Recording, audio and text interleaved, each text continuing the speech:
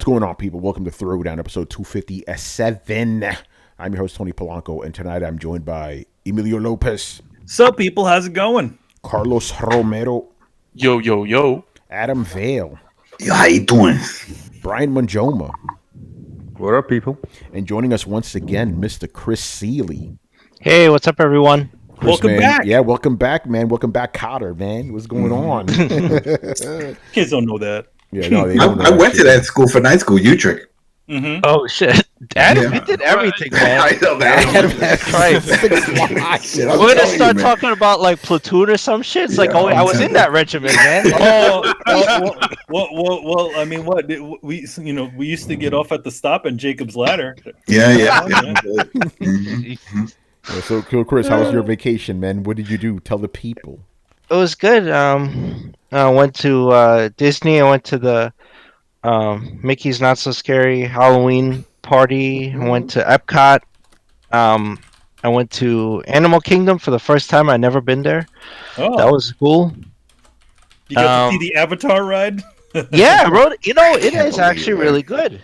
I never went on that ride. I've heard people talk about Flights of Passage, and I'm like, oh, what's so special about this thing, you know? And when you're on the simulator, right? Like there's a part in the center that pushes against your legs because you're supposed to be riding those banshees Oh, from the nice. movie, flying around, and remember it's that them movie. breathing, right? So they Yeah. flap around and the thing shakes. It was a good experience. I went on Everest. That was cool.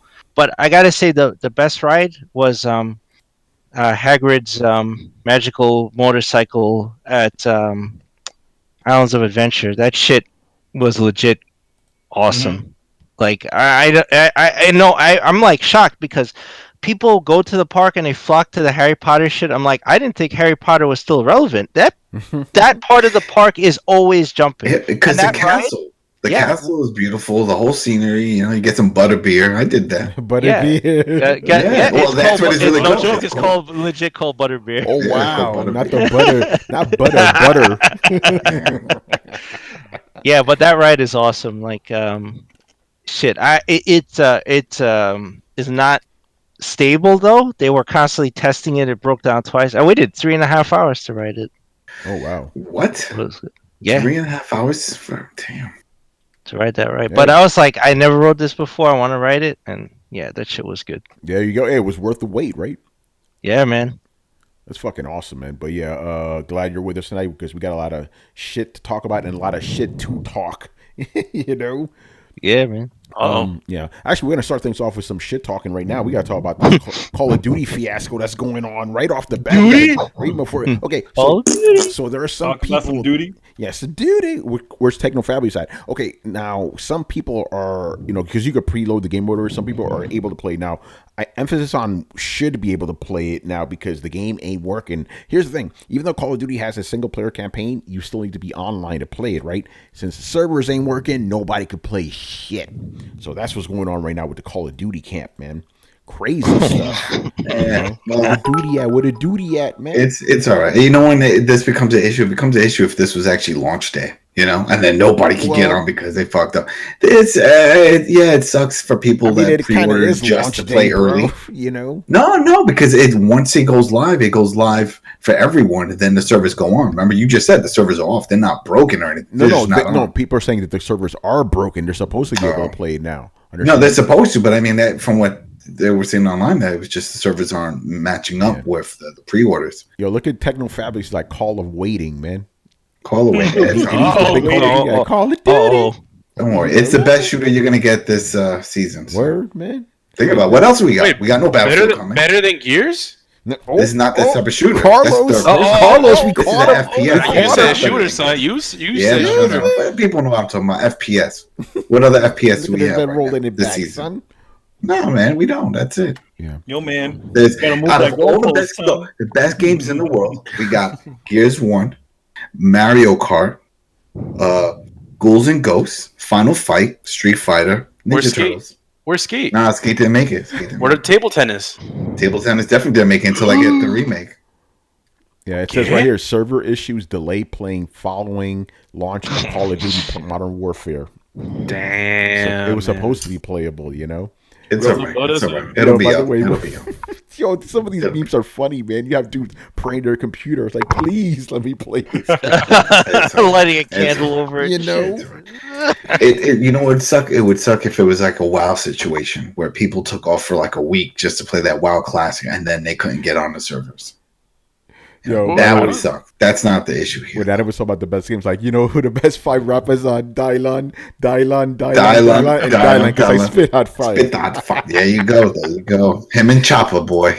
Bring it back. Oh man, we got a good turnout, man. The show ain't even started yet. What's going on, people? Yo, man? yo. That's right. 6,422. Yeah. This is And by the way, I should say we're not going to move over to Mixer, so you don't need to worry about that right now, people. We're good. Unless they pay us an insane amount of money, which is Yeah. probably not ever happening. Hey, never say never. Yeah, right. Never say never. Michael Jackson died. I never thought that Too was close, going to man. happen. Too close. Sketch, you already know, man. Too close, man. How you gonna choke a legend, man?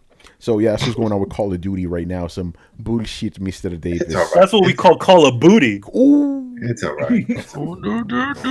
Don't drink the haterade just yet. Just Yo, wait if till I don't have any haterade, If man. you're- anybody. Yo. I'm talking about to the world, the internet, people freaking out The over world. Yo, Telemundo. right now, if you're on Twitter, Telemundo. go to the trending section, click on Modern Warfare, and look at the gifs. They're this. fucking Yeah. I know the hilarious. same people saying that the wrestling game is whack. Everybody knows that's fake news.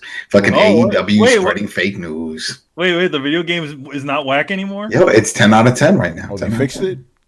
Huh? They don't get to fix it. It was Fix never it. broke. It was never broke. Get Everybody outta here, knows. man.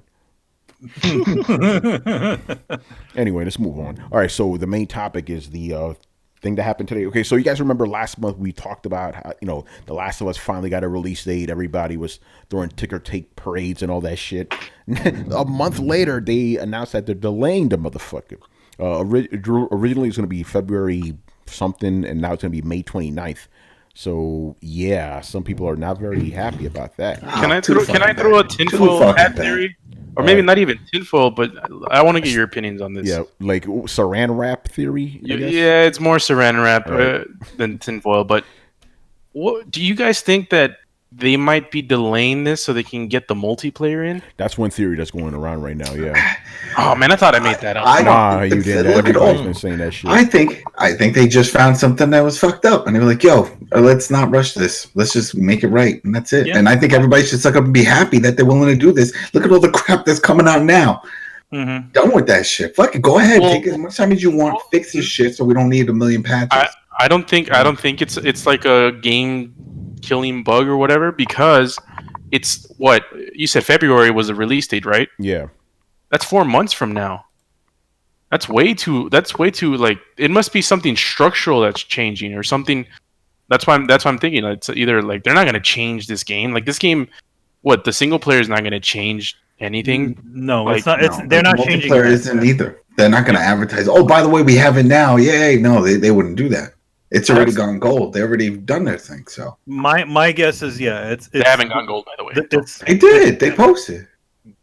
did they? Last of Us 2 hasn't gone gold, man. No, it hasn't got gold. Yeah, it can't. It's delayed, yeah. You're thinking about Death I thought Stranding. they- That one. Yeah, how no, can it that- go gold when it's No, still? I thought they did. I thought No, they that's did. Death No, I know Stranding. they were They sending didn't- some they didn't shit. do They it. were It was probably Death Stranding. You're confused. It was Death Stranding. I went gold.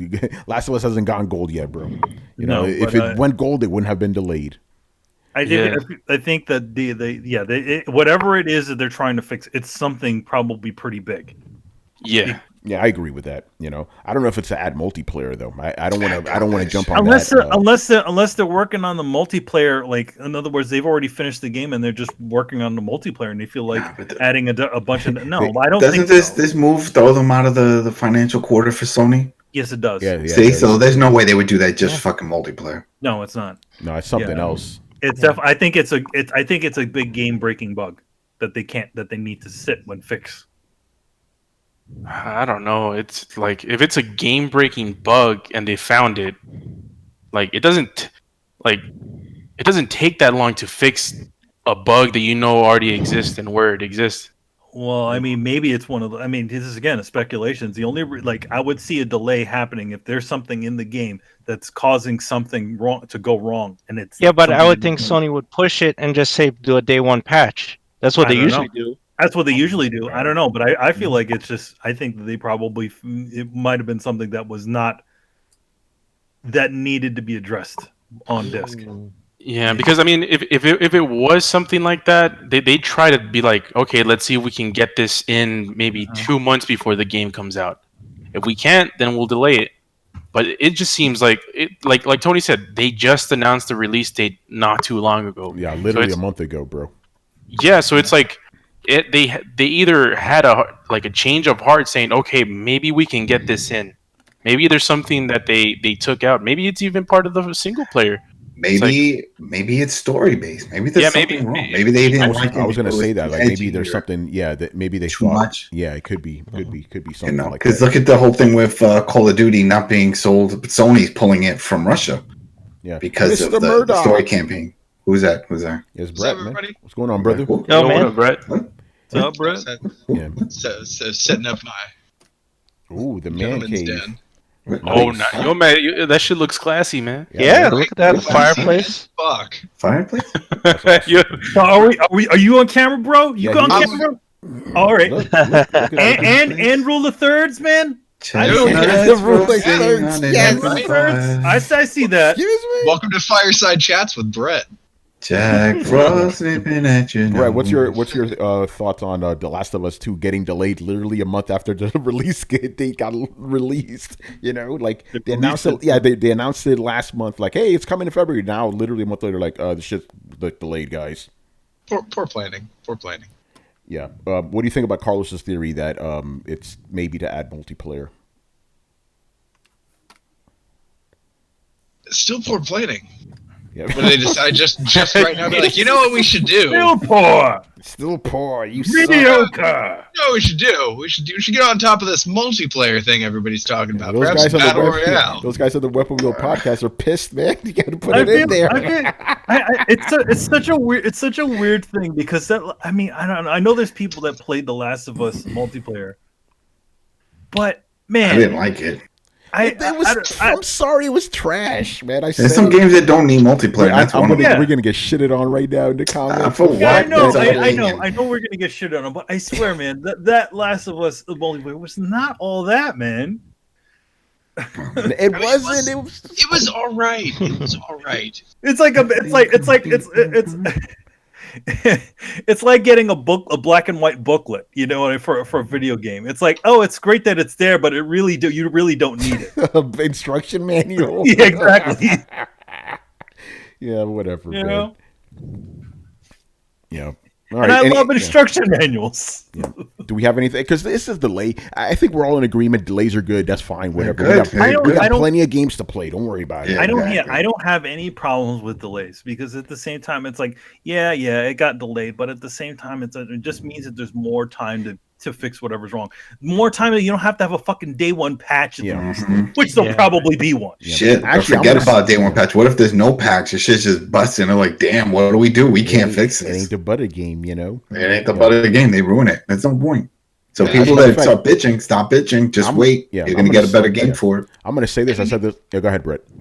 I think made on a schedule is gonna be better if you give more time to that schedule 95% of the time. Like, I'm sure, like, if you ask me to draw a tattoo, I know, and I have a firm rule, I don't generally take, appointments on the spot because I can do better if you give me overnight. I'm sure, Manny, you're the same way. Like, how many times are there where you're like, I've done good work, but if I had more time, there's more I would like to do with this. Yes, I feel like I think the one thing about when it comes to game development, like if you ever like read about the whole process, a lot of it is semi-nebulous, where it's like they don't sometimes they find the way to get there, like not even long before the release of the game, like where they figure out gameplay elements. Like it never goes the way that they originally planned. That's that BioWare magic, man. Yeah, well, of course. I mean, isn't that the answer to how long until the art's done? I mean, you're like, when it's done, I don't know. I can give you a get.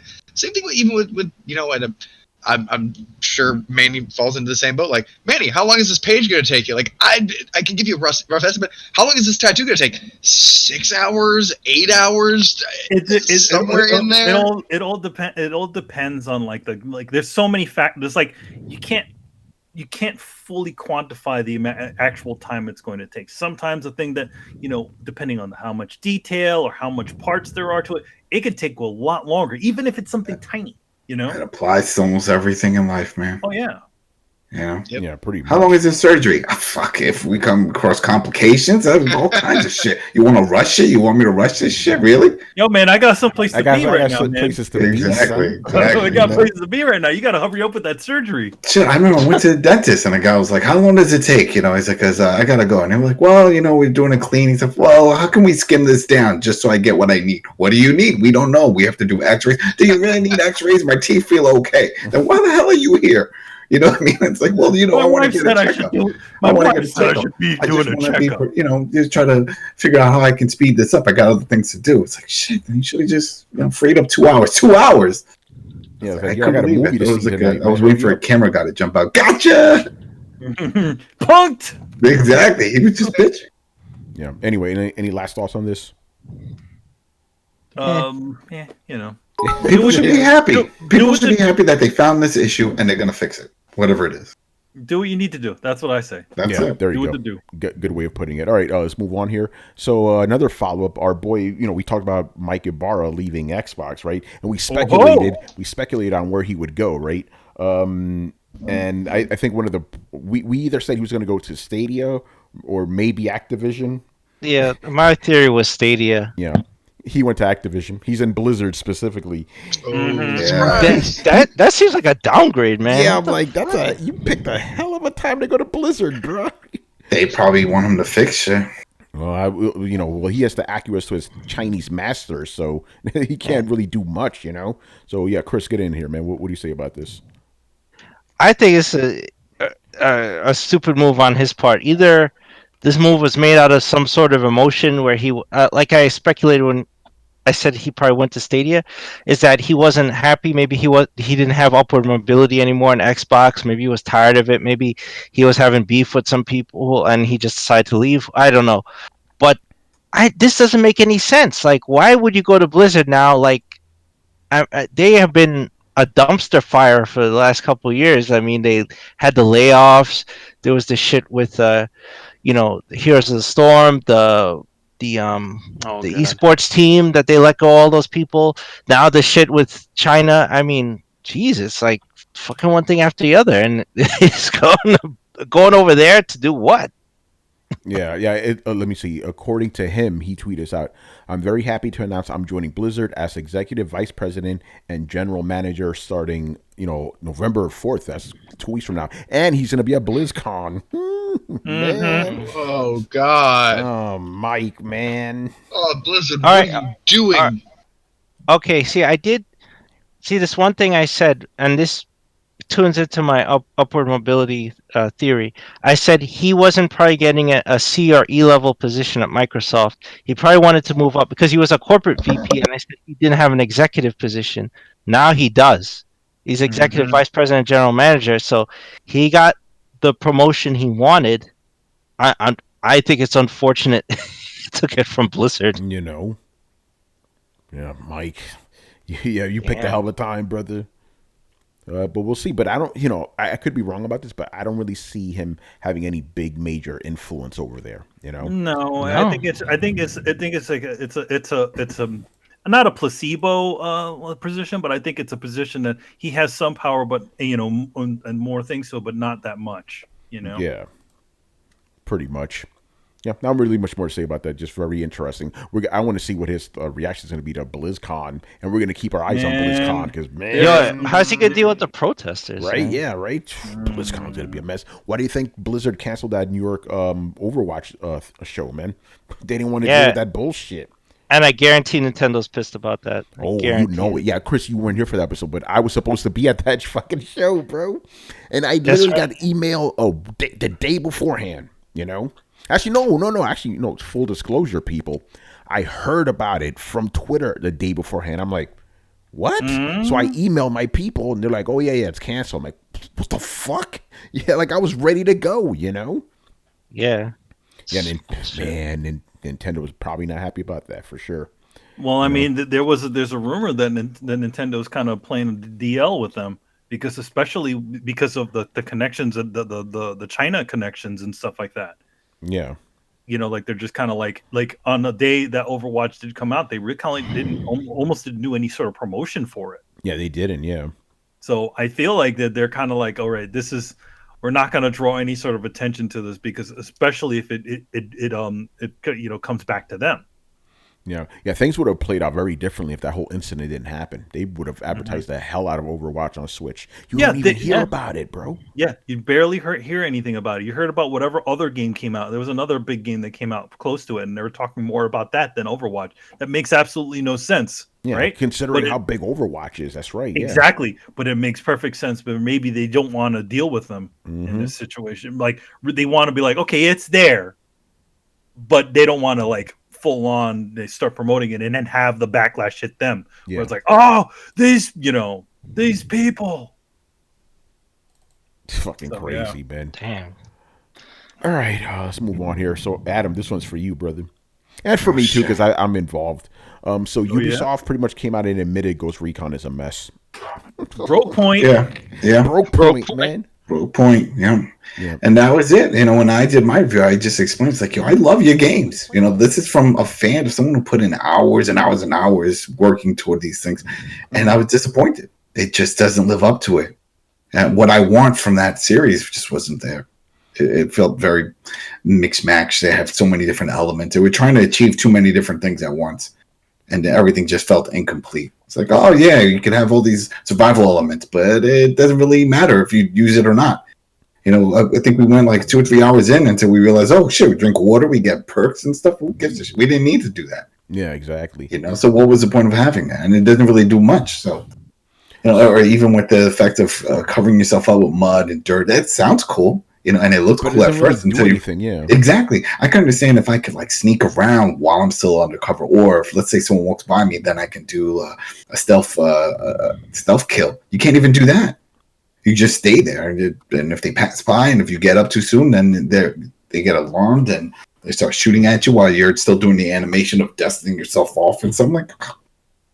Oh shit! I didn't. By the way, sorry to actually still be by Ubisoft. I didn't realize they also delayed Watch Dogs Legion.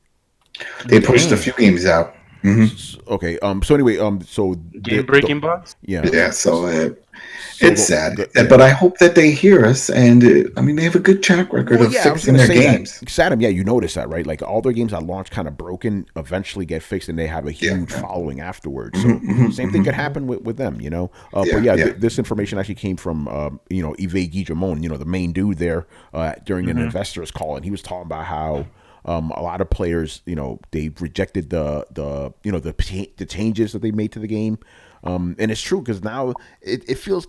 I consider it like a watered down version of the Division. Like it's trying to be. And it doesn't feel like a Ghost Recon game, which is where you have your AI teammates and you strategize and you set up points, and they took that out. Once you take that out, like you said, it feels like the watered down version of Division because then you're by yourself. Yeah, exactly. And then you're relying on friends and stuff to jump in and out. So I mean, shit, fucking Division 2 is a watered down version of the Division 2. Damn. By the way, I have a question for you guys. Uh-oh. This isn't throwing down your questions, but I'm changing the rules. Why do you think that Ubisoft games get the pass? Like like you just mentioned, Tony, it's like these games always launch broken. They put a lot of money and time into it. They don't give up on their games. They don't release it and then say, shit, that sucked. Wait till the sequel. They just keep coming hitting hard with patches and updates, and then they work out. By the way, before you go, For Honor still working out. Rainbow Six is still working out. Before you go, Brett, the reason why I raised the question is because I knew you were going to jump in. Go for it. First of all, say something. The proper context of that question to start off with is why is it? Why? Second, though, the same thing to Adam. Like his question is valid because there's lots of games that continue to do the same thing, like Sea of Thieves, which put it, and No Man's Sky. Yeah. To put a game in there that I don't like. Why don't they get the same treatment that the Division got? When you say Division doesn't get a pass, it's because they continually put out new content, listen to the audience, and fix their game. Well, yeah, so do other companies, but they don't get the same results. I think they do, depending on the audience. We don't play those games, so it doesn't matter to us. But we don't knock them for it. We know that they keep coming out with stuff. Like No Man's Sky, I was never interested at all. When I first saw it, I'm like, all right, whatever. And then I heard it had all these issues and it wasn't living up to the expectations. Okay, fine, whatever. But now people seem to be happy with it. So that's good. They never gave up. But they did give up on my other game that I used to love, which is that the motorcycle game that they used to make. Was Motorsport? Joe Danger. I love Joe Danger, and then they just scrapped it. That's the same studio. Do you remember Joe Danger? No, I remember. It's funny with Ubisoft because like the press gives them so much shit because like they're like, oh, you guys aren't making a political stance. You're playing both sides. Like they get a bunch of shit for that. But you're right, with the actual games, they do kind of get a pass because they always come out. I'm talking about the multiplayer games specifically. Assassin's Creed don't really get too much shit, but yeah, they always come out broken. But maybe it's because they know they're going to get fixed later. Every single one of them has been fixed later to great success, right? Like you said, the Siege, whatchamacallit, For Honor, yeah, Wildlands, the first one, Division 2. They put every Ubisoft game, put time. Every Ubisoft multiplayer game always stumbles out of the gate, but then eventually gains legs and gains a huge traction. Like this stumble, even a game like Watch Dogs. Yeah, even Watch Dogs, yeah. And then I mentioned this even in the review, and I mentioned it here. It's like they at the E3, the first announcement that came out of the rep's mouth was like, "Hey, we heard you guys, and we're going to bring back AI teammates, but it's post-launch."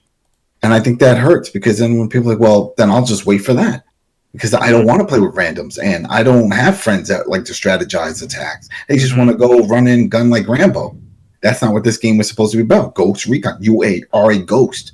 You're pretty much Sam Fisher with a unit, and that's it. And you go in and you come out, and you're a ghost. No one sees you. But that's not how this game plays out. And with all the looting and stuff, it feels like the Division. Like they want you to run and gun and do that. Yeah, Brian, go ahead, bro. What do you guys mean by a pass? Because as far as I've seen, like when they launch, they've been like thrown to the mud because they're just trash. Yeah, so Carl, can you explain that? Because to me, pass. Yeah, like I'm taking it in the context of they eventually get a pass, but you're right. Initially, they get dogged on. Like Breakpoint got super dogged on. So Carlos, what do you mean by pass exactly? They get a pass. Like revisionist history. People don't look at the Division or Watch Dogs sort of in the same lens as they view Sea of Thieves and No Man's Sky. Like No Man's Sky forever will be a failure just because of the way it launched. I think maybe from what you're saying, maybe you're thinking of the track record. Like we know that Ubisoft will continue to fix their game until it's 100% the way they want.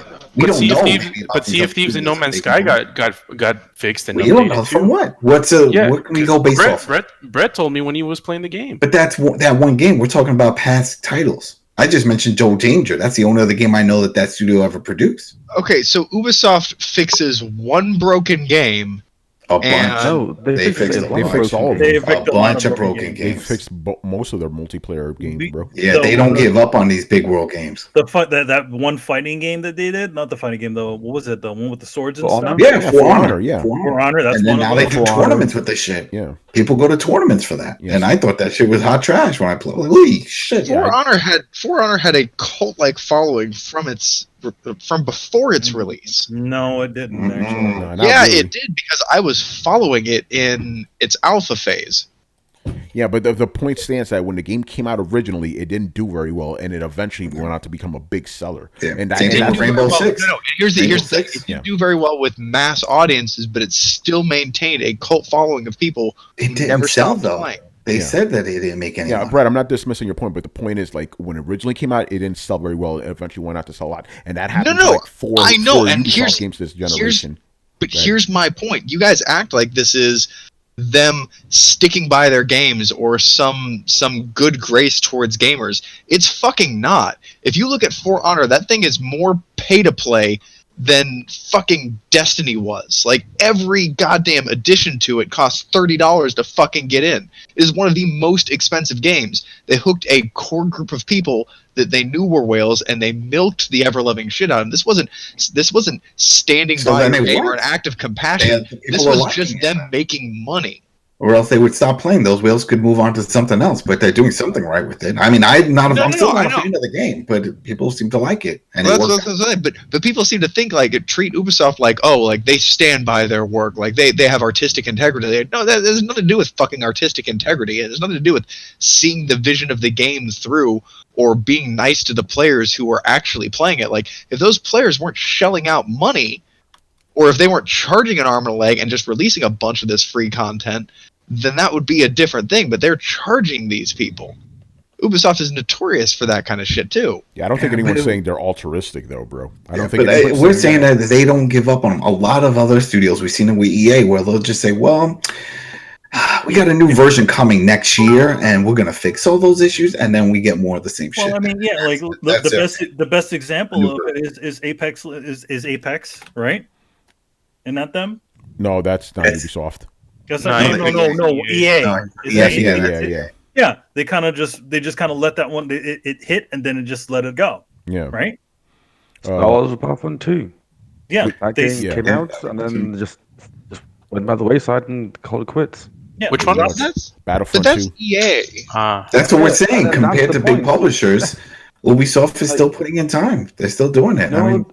No other publisher does what Ubisoft does, which is that they bring out a game. It's not good on launch, which we all admit, and no one is hiding. But then they turn around and say, "Okay, cool. This should actually let's actually go through and fix this now." Like, we just gave you a list of games that are doing that and have done that. For one title, let's throw that Fallout 76. Let's throw that on the. That's still broken. Holy shit! Fallout 76 in the bit. I'll bring that up. What? Why? They're adding NPCs. They're adding everything that everybody asked for. They're fixing. We're gonna talk about that. We'll talk about that. We'll talk about that. Oh no! You need to work on it, Brian. See, but no, you're actually proving my point. No matter what it does. Yeah. See, exactly. Adam, let him finish, bro. He's doing it. No, he's just reinforcing my point. That game had a launch that was so disastrous in Adam's mind that you can't even bring it up with him making bad sounds. It's not even that. There's something else that happened. No, we're going to talk about that. No, we're not going to talk about that. I don't think he knows about it. No, he doesn't know about it. Or maybe he doesn't. No, maybe I don't. Maybe something happened I don't know about. It's in the show notes, man. Yeah, I never read the show notes on purpose. Yeah. You say. But before we move on, I want to read some glorious. Yo, Brad, I got your bag, man. Yeah. Let's go at these guys. I want to read some glorious word comments because he gave us a lot of bits, and I appreciate it, brother. Thanks for the bits. Yeah, thanks, man. He said Ghost Recon Breakpoint didn't get a pass. It sold less and critically was panned. Okay, Division 2 didn't get a pass. Also, the sales were below expectations, so there is fatigue with consumers. And I agree with Brett. Ubisoft, out of all the publishers, seems to get the less slack.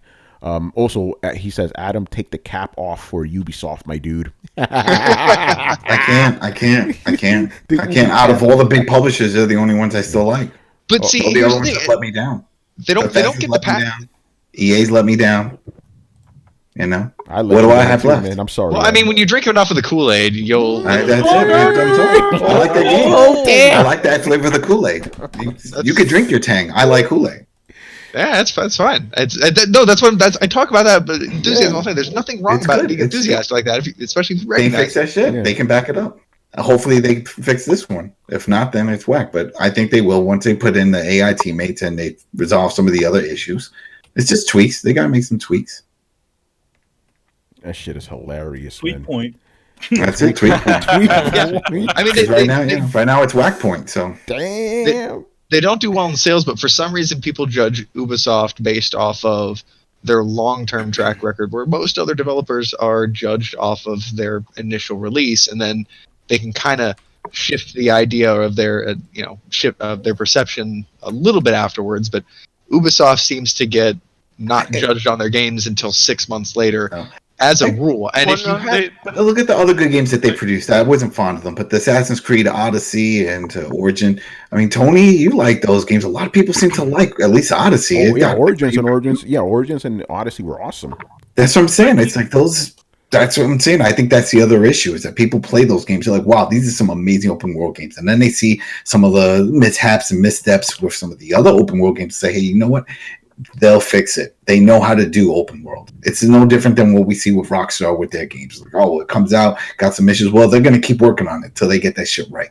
And they're still doing it. People are still playing Red Dead Redemption Online, even though we think it's whack.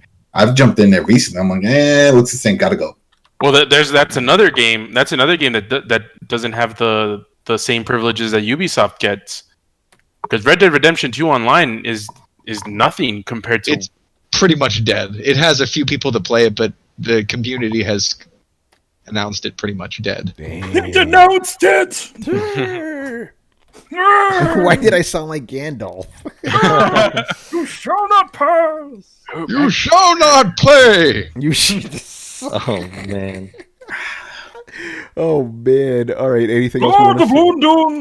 Do anything else we got to say about this? What the hell were we even talking about? I derailed this. My bad. We just talking about how they agreed. Bro.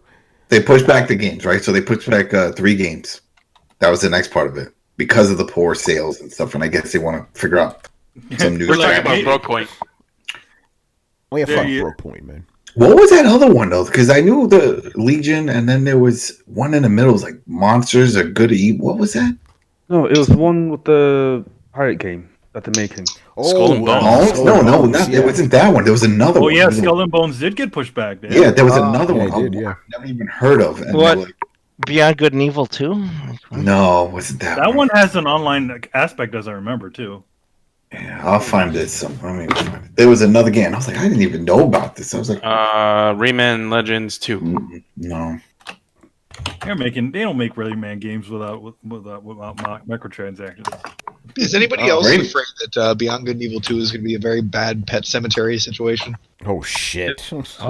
Yeah, I'm getting bad feelings about that. Yeah, me too. Well, I mean, to be honest, I mean, already they're not. They've already taken it away from whatever a Beyond Good and Evil was from before. Yeah, it's a multiplayer game. It's essentially going to be like every other Ubisoft game. To be honest, like at least the way they were talking about it. You know, create a character mode. Doesn't seem like it seems like it's massively open online. Kind of like I love creating a character, but not in Beyond Good and Evil. You're not going to find a bigger advocate of create a character than me. And I'm saying, don't put it in this fucking game. Well, the thing is, it's essentially it shouldn't even be called Beyond Good and Evil 2. They should call it Beyond Good and Evil Open or whatever you want to call it. Open. To differentiate it from the rest of the series because it's like a total shift from the way it was original. Yeah, it could be a side story that takes place in the same world and even runs into or parallels some of the same characters. The loose connection they say in this one is that it's a prequel. Oh, fuck them. See? Yeah. By the way, Adam, is it God and Monsters? That's it. God and Monsters. What the hell is that? Shout out to Glorious War. He's one that mentioned. What the hell is God and Monsters? Never even heard of it. That's a weird game that's been in development for a while. Isn't that the one with the giant gods in it and stuff? I don't know. Isn't it that one? No clue. All they've shown is like some teaser trailers of an Icarus-looking dude. And like there's I think it's a chimera that he runs up and leaps and his sword flashes and the name pops up. I've been very curious about this game because I'm wondering if it's kind of a more cartoony God of War type game. I don't know if it's got multiplayer components to it. It seems like it might, but also, it seems like it's either got multiplayer components, i.e., it's a multiplayer-based game, or it's not a AAA type game. Because I'll be fucking honest, when you do multiplayer right, it taxes the resources, and you generally don't get as good of a game. Or as good of a good-looking game. You have to take this from somewhere. Maybe it's one of the smaller titles, like when they do trials and stuff like that. You know, it could be that too. And that's what I'm saying. It's either a multiplayer game or a smaller budget game. I can't really tell which because apparently it's a game developed by the guys who made Assassin's Creed Odyssey. Yeah, and that's why I was very curious about it, and that's why I was like, it's either a kind of God of War-esque or their take on the God of War idea. Where, you run around fighting gods and monsters, i.e. the title. But for some reason, I think I read something or something led me to believe that this might have some sort of multiplayer component to it. And then after watching the video, I'm like, the video looks like a multiplayer game, and I can't tell you why I think that, other than generally when I see that, someone bears a resemblance to World of Warcraft with all the bright colors, right? Well, it's a lot of times when you have multiple. Okay, so the idea is when you're running a game on a system, it's only rendering the things that are in front of you. Mm-hmm. When you're playing a multiplayer game, the game doesn't have to render everything around you, but it has to at least build the skeleton of everything around you. So it ends up being more taxing on the system, which is why multiplayer games generally kind of run way worse. And you see them compromising by kind of dumbing down the graphics a little bit, and a lot of times they go towards this very kind of World of Warcraft-ish style. That's the reason World of Warcraft was done in that style. So whenever I see a game really kind of embracing that style, it makes me feel like it's probably some sort of multiplayer game. You're a little bit like, I don't know. Yeah, I'm like, if this isn't a multiplayer game, why aren't the graphics better? Unless, like, is it voxel? Is there destructible environments? Is there a reason that this game doesn't look better, or was that just a decision? You're like, this is not an indie game. It's stylized for some reason. I don't know. Yeah, that's pretty much exactly where I've landed. Yeah. By the way, I'm fascinated though. It's weird that they've announced it and that they've kind of said that it's high profile enough. Like the guy who made Assassin's Creed Odyssey is working on this, and then we just don't know anything about it. Dude, listen, this thing, like, at least the last trailer for the E3 trailer, they came out. It just came out in June, and they're already saying that they're delaying the game. They delayed all of them, though. All those. Yeah. What's the other one, Adam? There was like a Ghost Recon, not a Ghost Recon, Rainbow Six Siege expansion or something. Like, that was another piece of Rainbow Six. Yeah, the new one is coming. They announced they're doing another one, but Rainbow 7.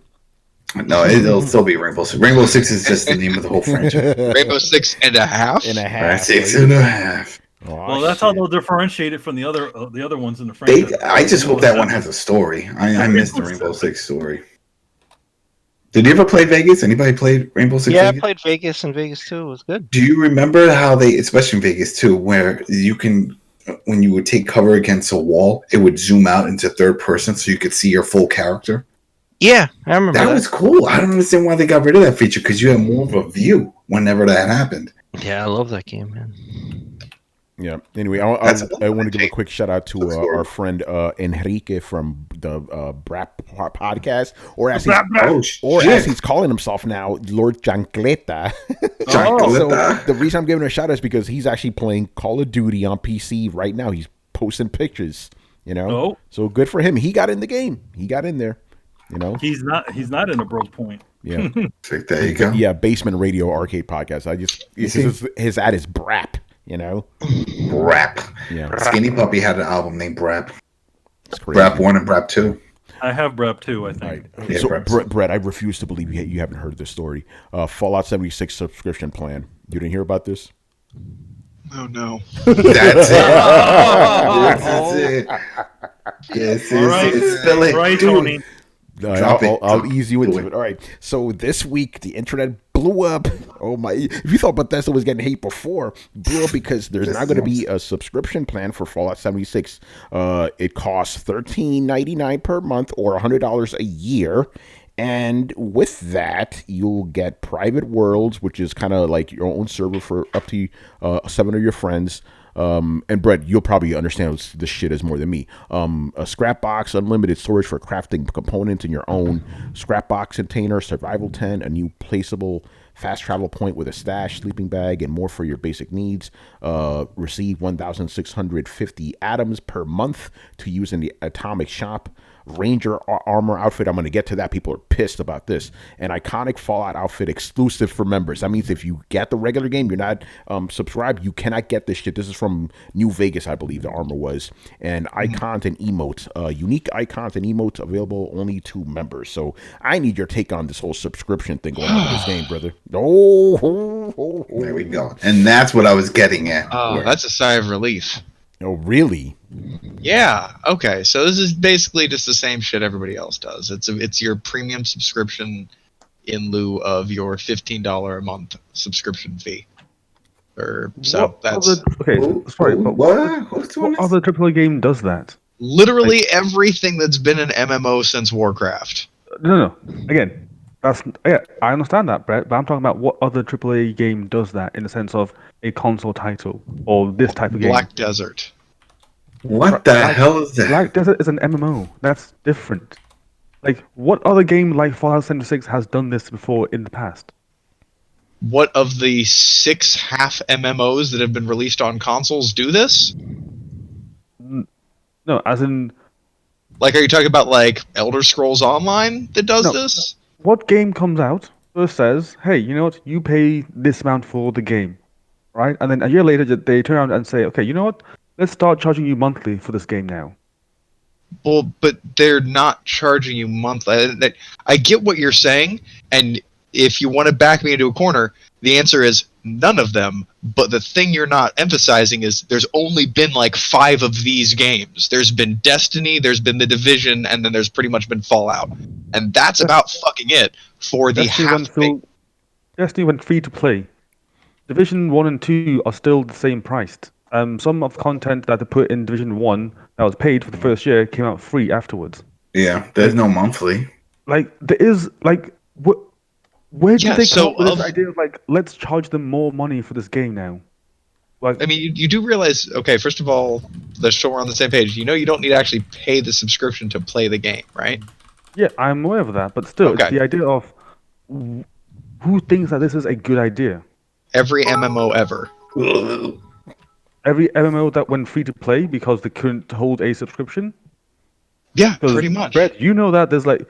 And then there's Bethesda who want to charge you a subscription if you want to get the good stuff.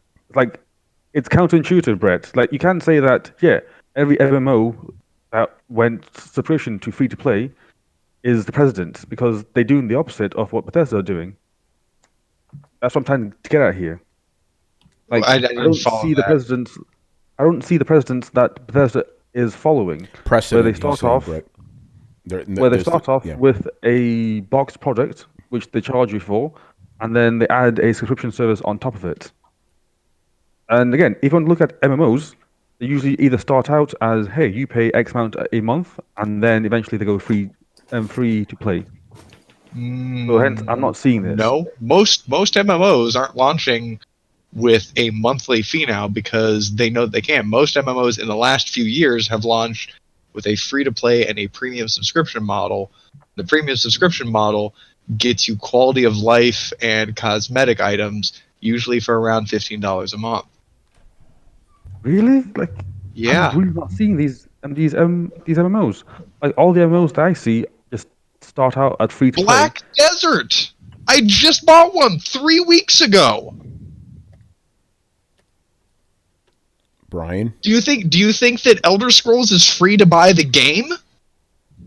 Like, do you think you get the game free and then only like get to play any of these on console? You always pay for the game, and then you get the free game, the free to play game, but you have to pay $15 a month for the subscription. That's the way it is for like just about every MMO on console.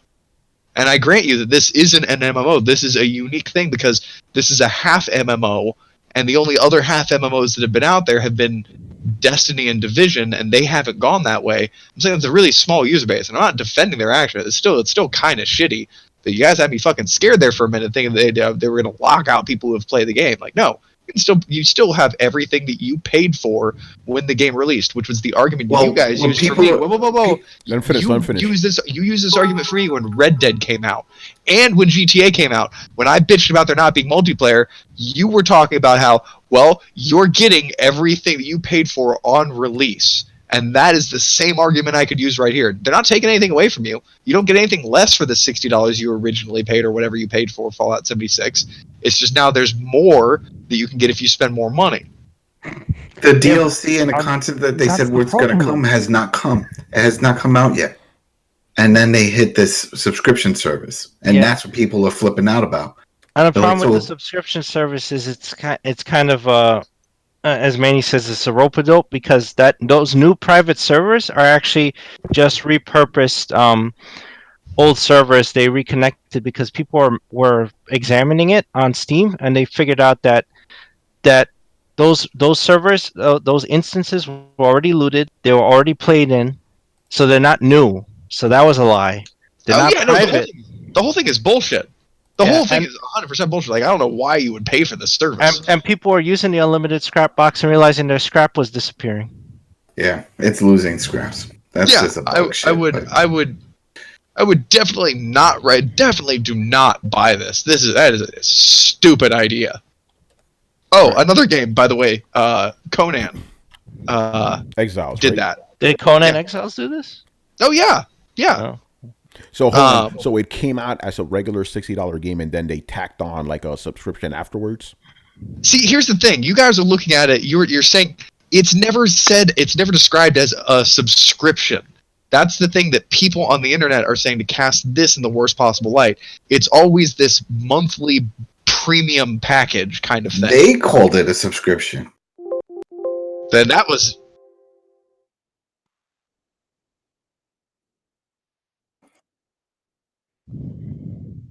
So what do they call it? What the hell? If it's a monthly fee, if it's a monthly fee, it's not called a subscription. Doesn't mean it's not a subscription. Yeah. I mean, they are asking you to pay X amount of dollars per month. Yeah, exactly, Brian. Like a subscription. Conan. The same with Elder Scrolls Online. The same with everything. The same.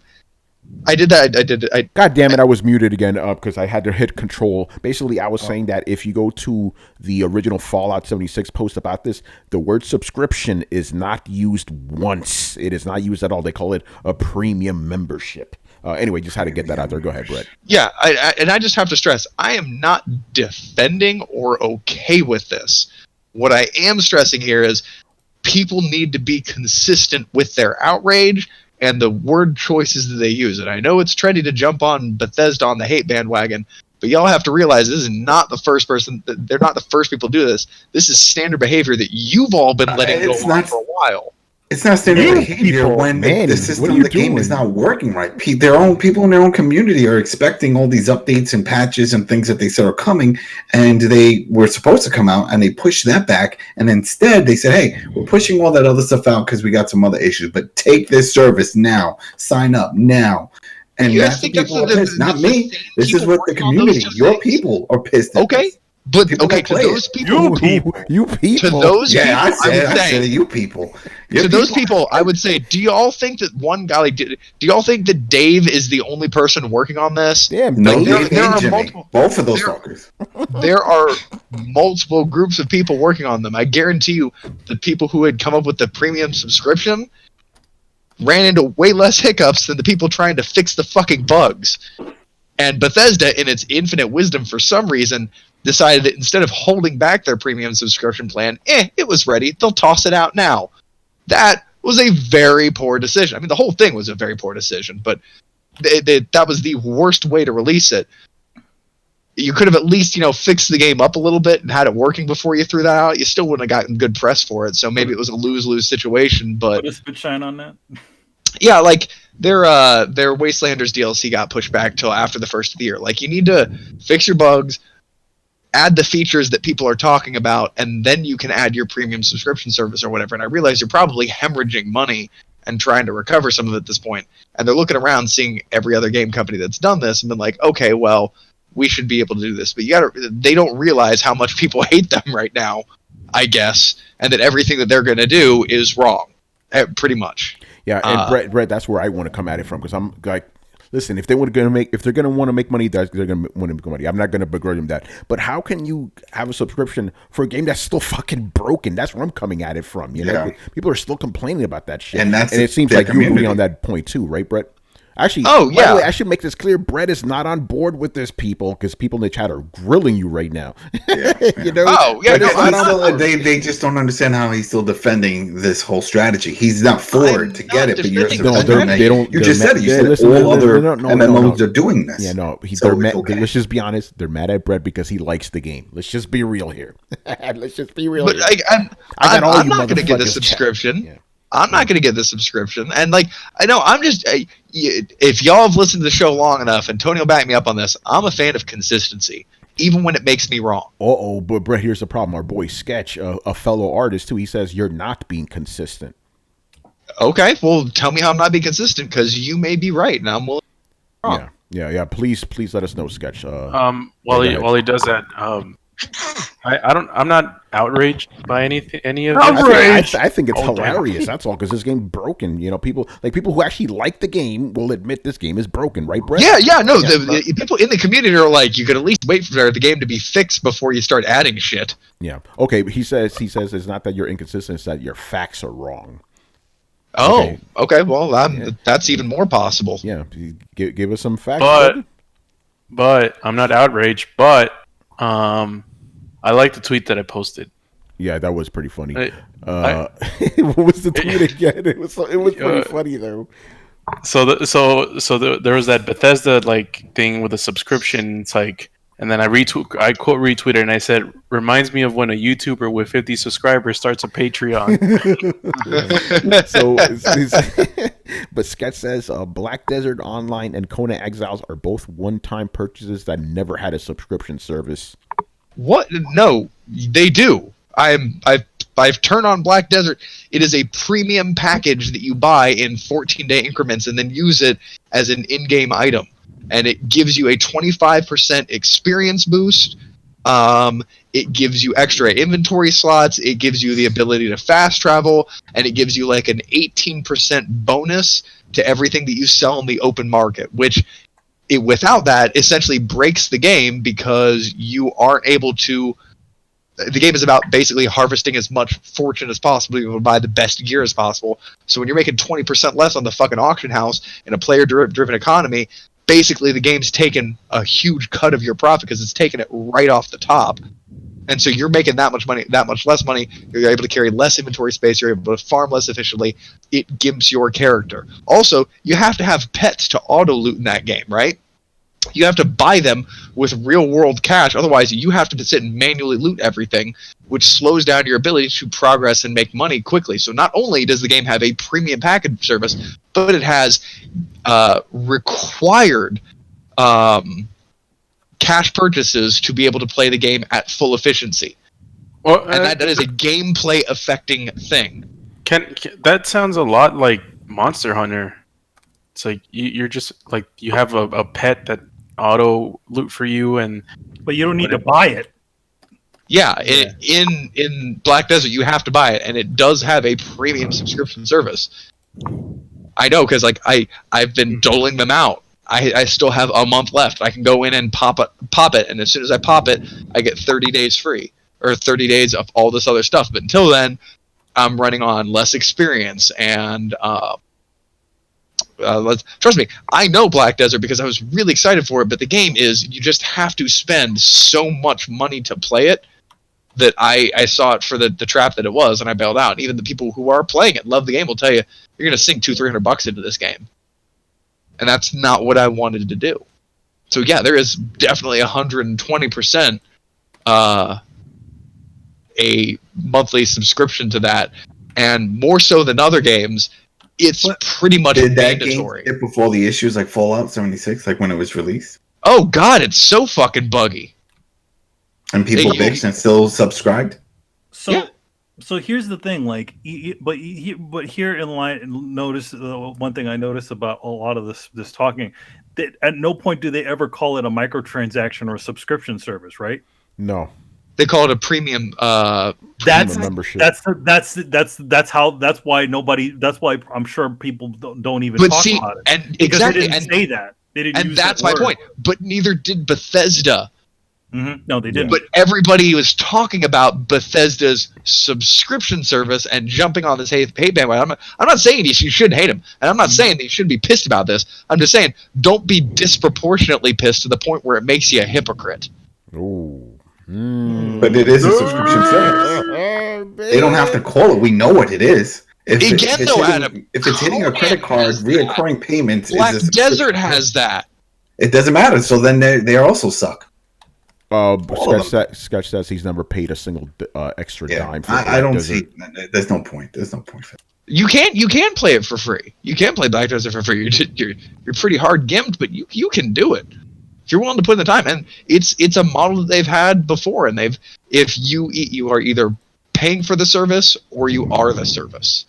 Yeah. By the way, can we all agree that this is a subscription, no matter if Fallout says it is? Not? It is. No, that's what I'm saying. If you go to cancel, you're on your credit card, it will have it listed as a subscription service. All these do. That's what it's reoccurring payments. Anything that's reoccurring is a subscription. Yeah, I agree. Shout out to the dog, man. Yeah.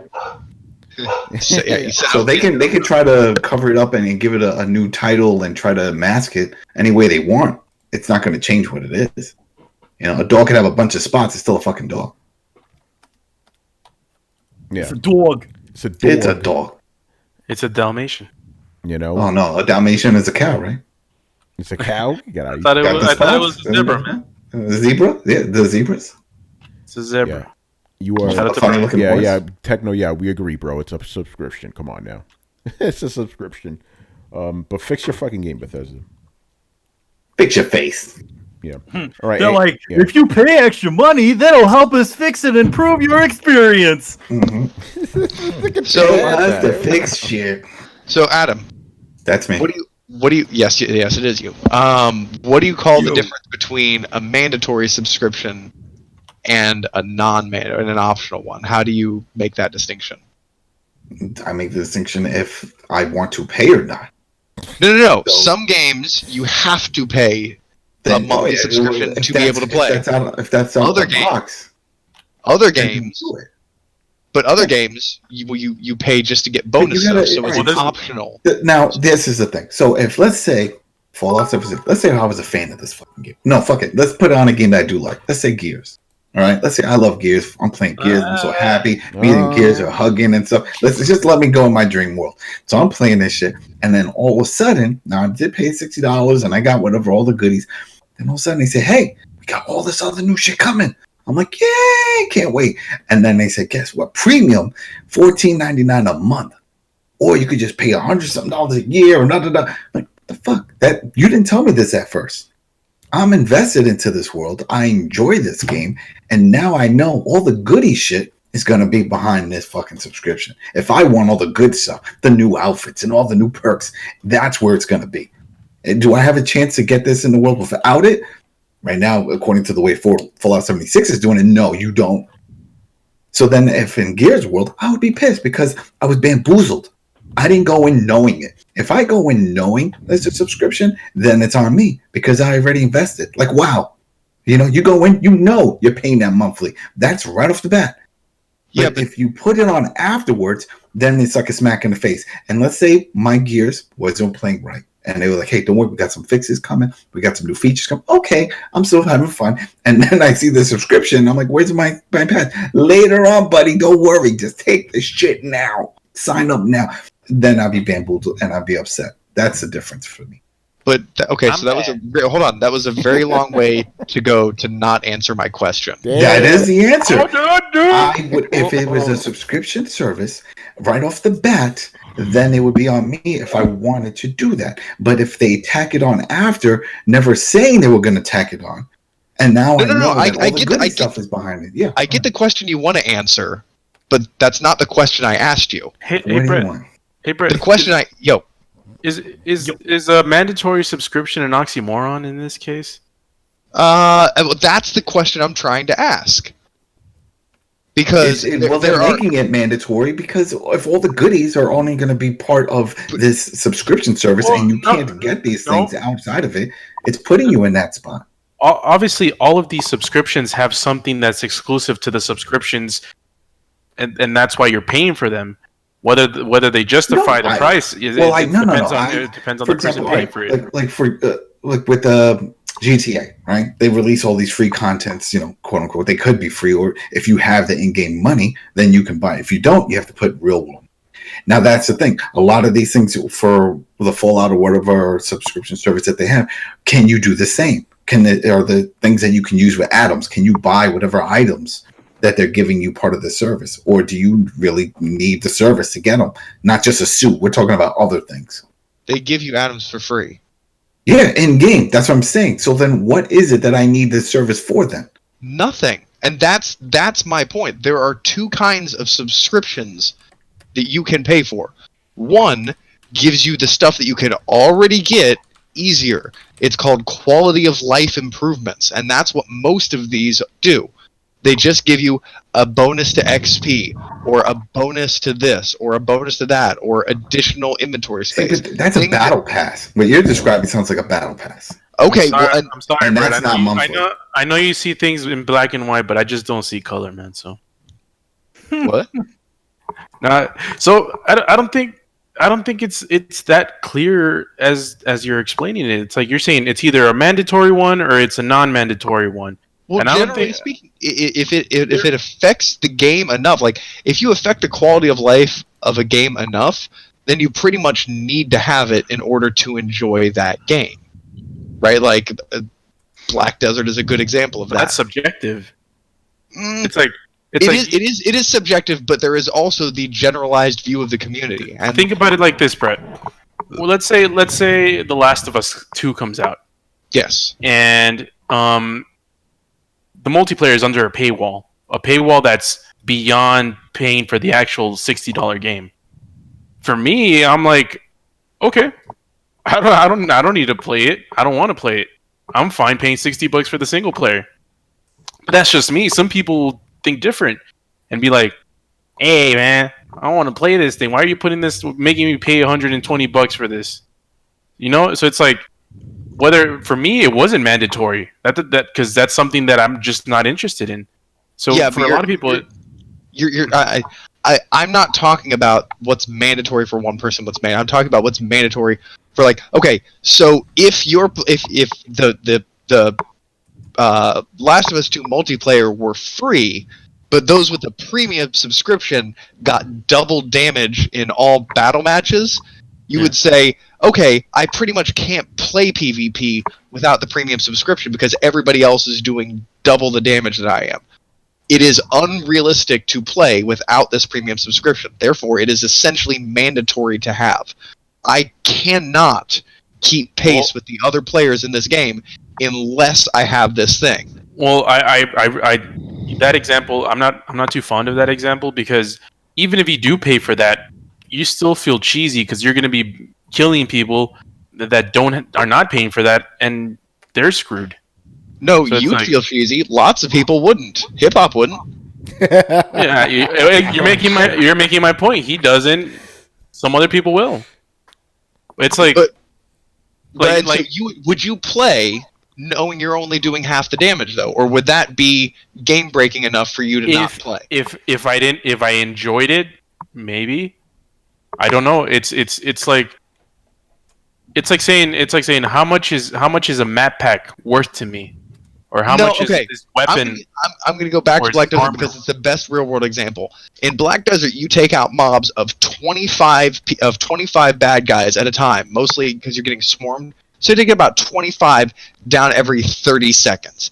Every one of them drops loot. It takes 1.5 seconds to loot a body. So if you have somebody who has 5 pets that are auto-looting and they are running around dropping 300 enemies an hour, and you start crunching this math, like, okay, they're dropping 10,000 enemies a fucking day, and because they're not having to stop and loot. So for every 30 seconds of killing that you do 80 seconds of looting. So therefore, at the end of the day, when they've been playing a 3-hour game session, they've got 100,000 silver. You've been playing that same amount, but you've been spending most of your time doing the unfun parts of just looting corpses 60% of your time, and you've only made 20% of the money that this other person has. There's no way you can realistically keep up with them, even if you were playing 24 hours a day, and you're spending most of your time doing unpleasant, monotonous tasks. They have pretty much backed you into a corner where... Go ahead. But I'm going to interject because... So the game, essentially the game you're explaining sucks if you don't have that feature. So people wouldn't even play it in the first place. They do! This isn't a hypothetical game! If they didn't like it, either they're crazy or I think either they're crazy and playing something they hate, or they really like it. No, they pay for it. That's the point. No.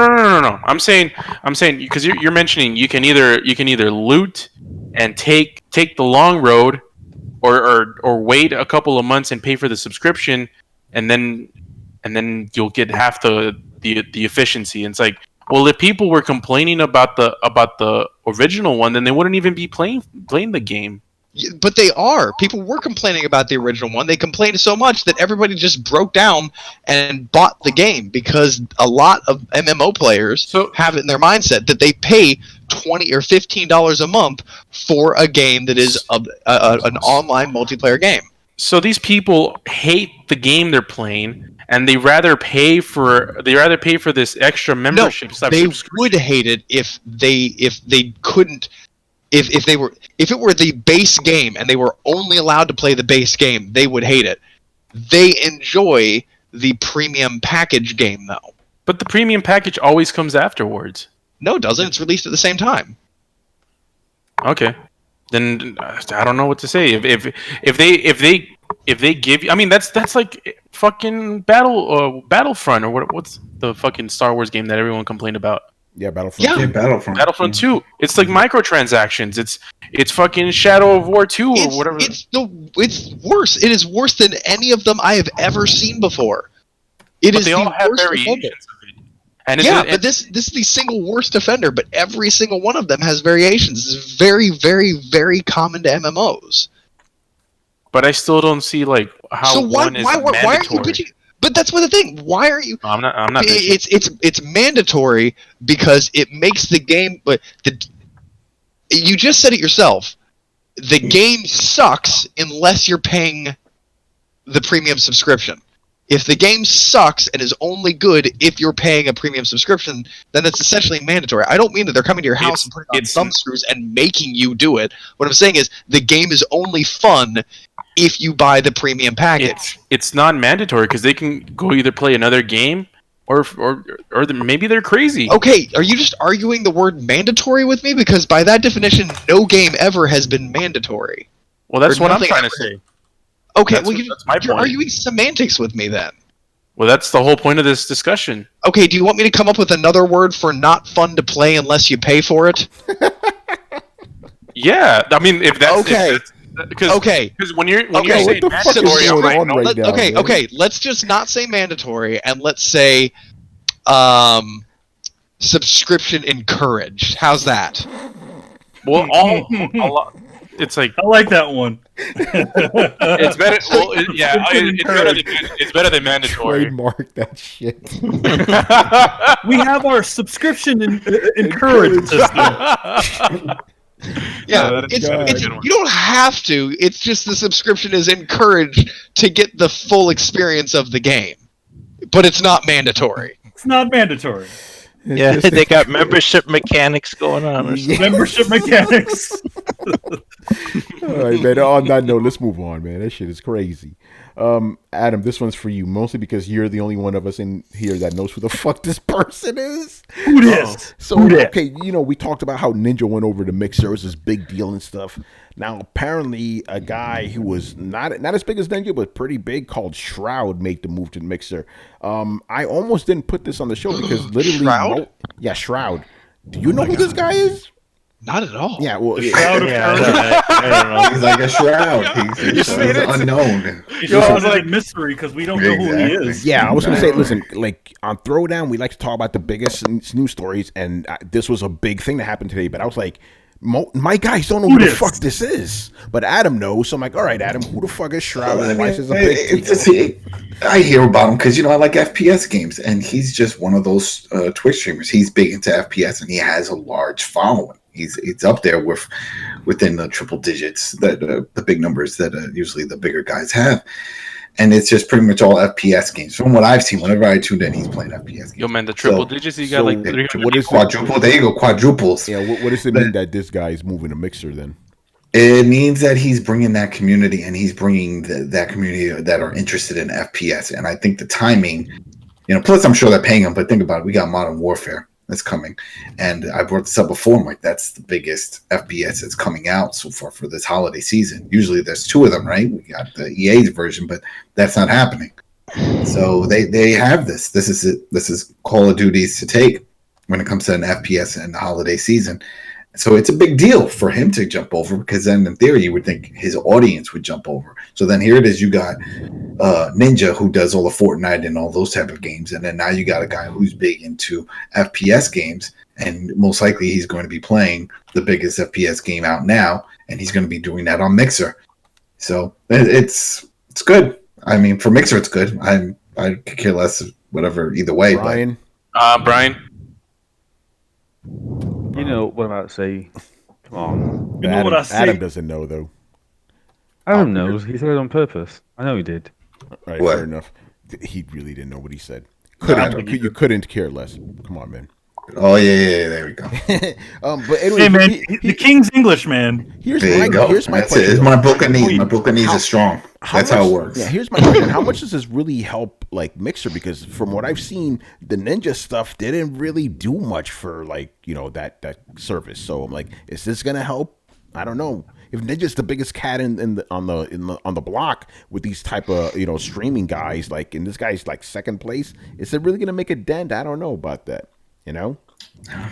It's the kids, man. It's all about. There's got to be. There's but I'm money saying, being man, tossed even the at them. kids Think didn't about it. make a big jump. Like, Well, what are you talking about? Like they had the most subscriptions in Mixer in a long time. Like you look at his channel, it's insane. Oh no, they right? did. But here's the thing: monetarily, it didn't really do anything. You know, people talked about that. It's like, hey, this didn't really raise the money that Mixer is making. Well, I think Microsoft's trying to, they're trying to poke holes in Twitch's dam, right? Yeah. And eventually, if you poke enough holes, then the dam breaks. I got you. So what they want is they get Ninja, and they get Shroud. Then they're going to get the third biggest streamer, fourth one. Then people are going to go, oh shit, these guys are streaming over there. I need to jump on Mixer, and then they start streaming on Mixer. Then all of a sudden, Twitch's community just trend.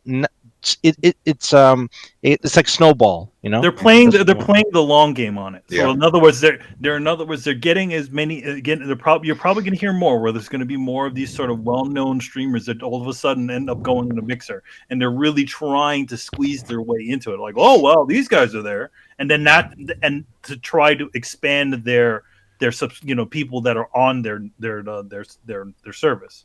Mm-hmm. So it's if so and so's on there, maybe I should go on there too. Yeah. I mean, to be honest, like how between our our personal people, we have also talked about this too. It's like, well, it's the Wild West now. It's the Mixer is the Wild West where there's undiscovered country there, right? So in other words, you can have if you're kind of a small guy, you might have a little bit more exposure because of the fact there's not a lot of people there, right? Yeah. Unlike Twitch, where essentially you just do a stream and literally you'll have only like a few people unless you have an installed fan base. Yeah, no, I think you're right. I think that's a good analogy. Like, if you think about it, I'm gonna get a little historical on you people. Twitch is pretty much Europe, right? In 1492, it's been fucking, like every inch of it has been taken over by somebody. You can't make any more room. But you got the new world, right? Mixer. The land is open for you, so that's what's going on right now. But obviously, the numbers are not as big. But then also we got doing the fact that most likely these people leaving are getting money up front. Oh, for Microsoft, yeah, they're getting a good chunk to do so. So that's motivation. And it's one thing where it's like, oh well, they have all these subs and this and this and that. It's like, okay, but that's trickling in money. When someone approaches you with a fat check and says, yo, here, right now, sign up. But think about most people jump on that. Like, Ninja, he was the biggest dog in town, right, on Twitch. His numbers, the subscription numbers, are not nearly as big on Mixer as they were on Twitch. Like, all those people did not make it over, And that goes back to that weird thing that people have. Like, they're very loyal to a platform. And I'm using us as an example. We lost a good chunk of people when we moved over to exclusively to Twitch because they were YouTube, like, loyalists. It's a weird thing, but that's just how it is, People get comfortable. It's the same thing with keeping your underwears on. Change the fucking URL, but whatever. Anyway, callers, you gonna say something? Yeah, you guys are also forgetting the mouse in the room. The mouse? Don't you mean the elephant, man? No, it's not super huge news. All right, so mouse. All right, it's the mouse in the room. They're also not only like I foretold when the whole Ninja stuff happened. I said this dude is gonna start streaming Gears when the game comes out, or even before the game comes out. I'm pretty sure all these other top streamers are part of that same contract where it's like, hey, we're gonna pay you a boatload of money, but you're gonna fucking stream our games when they come out. For sure. Yeah, well, that's what they want, because they also want to have that. And again, what Adam said on this one was that Ninja originally was a Microsoft guy. Yeah, he was a Halo player, and I'm sure that's what they're setting back home, baby. Once Halo comes out, you know it's going to be all about Ninja. They're going to really hype that he's there. He was from Final Boss. He won the MLG. Blah blah blah. They're going to hype the shit out of that. Mm-hmm. You know, and he's all about Halo. He'll be all over it, so it'll be fine. Yeah, so there you go. I wonder what other top guys are going to make it over. What other top guys that I've never heard of are going to make it over? You know, who the fuck is that? I don't know. But good for him. I remember my day. By the way, Sketch is leaving some comments. He goes, most of the people who watch my streams are on Picardo, hardly jump to Twitch, mostly because I can't do an NSFW stuff. Yeah, well, I mean, yeah, that's usually the order of business when it comes to like some places like Picardo and stuff like that. But I mean, if you want a sort of a general audience thing, it's usually the Twitch stuff. Yeah. And, you know, it's like Twitch is network TV. Yeah. Actually, no, I would consider Twitch like cable TV nowadays, and YouTube is general TV, you know? Yeah, you're right. So Twitch is cable. It has some, you know, it can be a little basic cable, you know? It's basic cable. Yeah. And YouTube is network TV. YouTube is network TV working its way into being public access. Oh no, it started as public access. Yes, that's right. That's right. You know. All right, and the last thing I want to talk about, this one's just here for fun. One of the running jokes about Hideo Kojima and Death Stranding is that if you take a picture with him, he's gonna put you in your video game. In his video game, and he's apparently living up to that meme, because now Conan O'Brien is going to be in Death Stranding. I am not making this up. Well, it's funny because so, Manny, what's going on with this, man? He made an announcement like a while ago. Because he was doing his Japanese tour, right? And then he actually took a photo somewhere in Kojima's thing, and he said, "Yeah, that's coming later, because we can't talk about it right now." So then finally, obviously, the game is coming out, and now they can show this stuff. So yeah. So this thing happened months ago. So they already knew that this was happening. But yeah, he's in the game, and Norman Reedus has an otter suit. So very, very interesting. So for all those people that said that he's not really a celebrity whore, what do you say now? Wait, who said that? Have we said who said that? I don't think we said that. Like he obviously is. Oh yeah, you did, because your whole argument was based on. Yeah. Is Norman Reedus even that big? I mean, he's been in. No, I said he was big. Oh no, they said he's big. I said he wasn't big because he was just on Walking Dead. I said number one. Big. I've always said, to be honest, like, you know, I'm personally been kind of against all the celebrity stuff, because I feel like if you're doing a video game, why, and you can make anybody, why would you want to put someone? Well, you know why, some famous actor? But obviously, it's the symbology of it all. You know, it was a perfect marketing ploy at the time. You know, the guy leaves, he comes back, and he had with the same actor that showed up in the previous thing that was canceled. It obviously was going to get attention, and I think that's one of the main reasons why even Norman Reedus and a couple of the other guys, these people are there, is because they draw. People talk about it in the general public, and I think that's what he's sort of looking for. I just swear I remember somebody arguing with me last week that Norman Reedus wasn't that big. That was Adam. That was probably Adam. I don't see him as a big star. I don't care what he does. I don't see him as a big star. No, I don't. Not even objectively. What else has he done? He did Boondock Saints many years ago, and he did Walking Dead. Dude, but Walking Dead is the biggest one in fucking America. What are you talking about? Rub a dirty nipple. It's not, and you know it. Nobody for 10 seasons has been the biggest show in America. You tell me fake news. You know it's bullshit. You're full of shit right now. You're full of shit. Look at the ratings. Brett, I'm with you, bro. Roman Reedus is a fucking star. Well, here's the thing. It's falling off. But I mean, but for Adam, you know what? For the sake of argument, okay, let's say for the last 3 seasons it's been off. For 7 fucking seasons, it was the biggest show in America. But he wasn't the main guy in it. But he was one of the main guys. Why do you think they haven't? He wasn't the main dude. Crazy right now. No, Brett, he's trolling us right now, bro. He's trolling. No. Actually, no. I don't think he is, because I actually kind of agree. I agree with Adam. Oh no! It was factually the highest rated show in America, and a long time ago, not now. And he was the guy on the posters. Yeah, on the advertisement. I don't care if he's a fan. Adam, as a matter of fact, I don't. Hold on, whoa, Adam, I agree with you.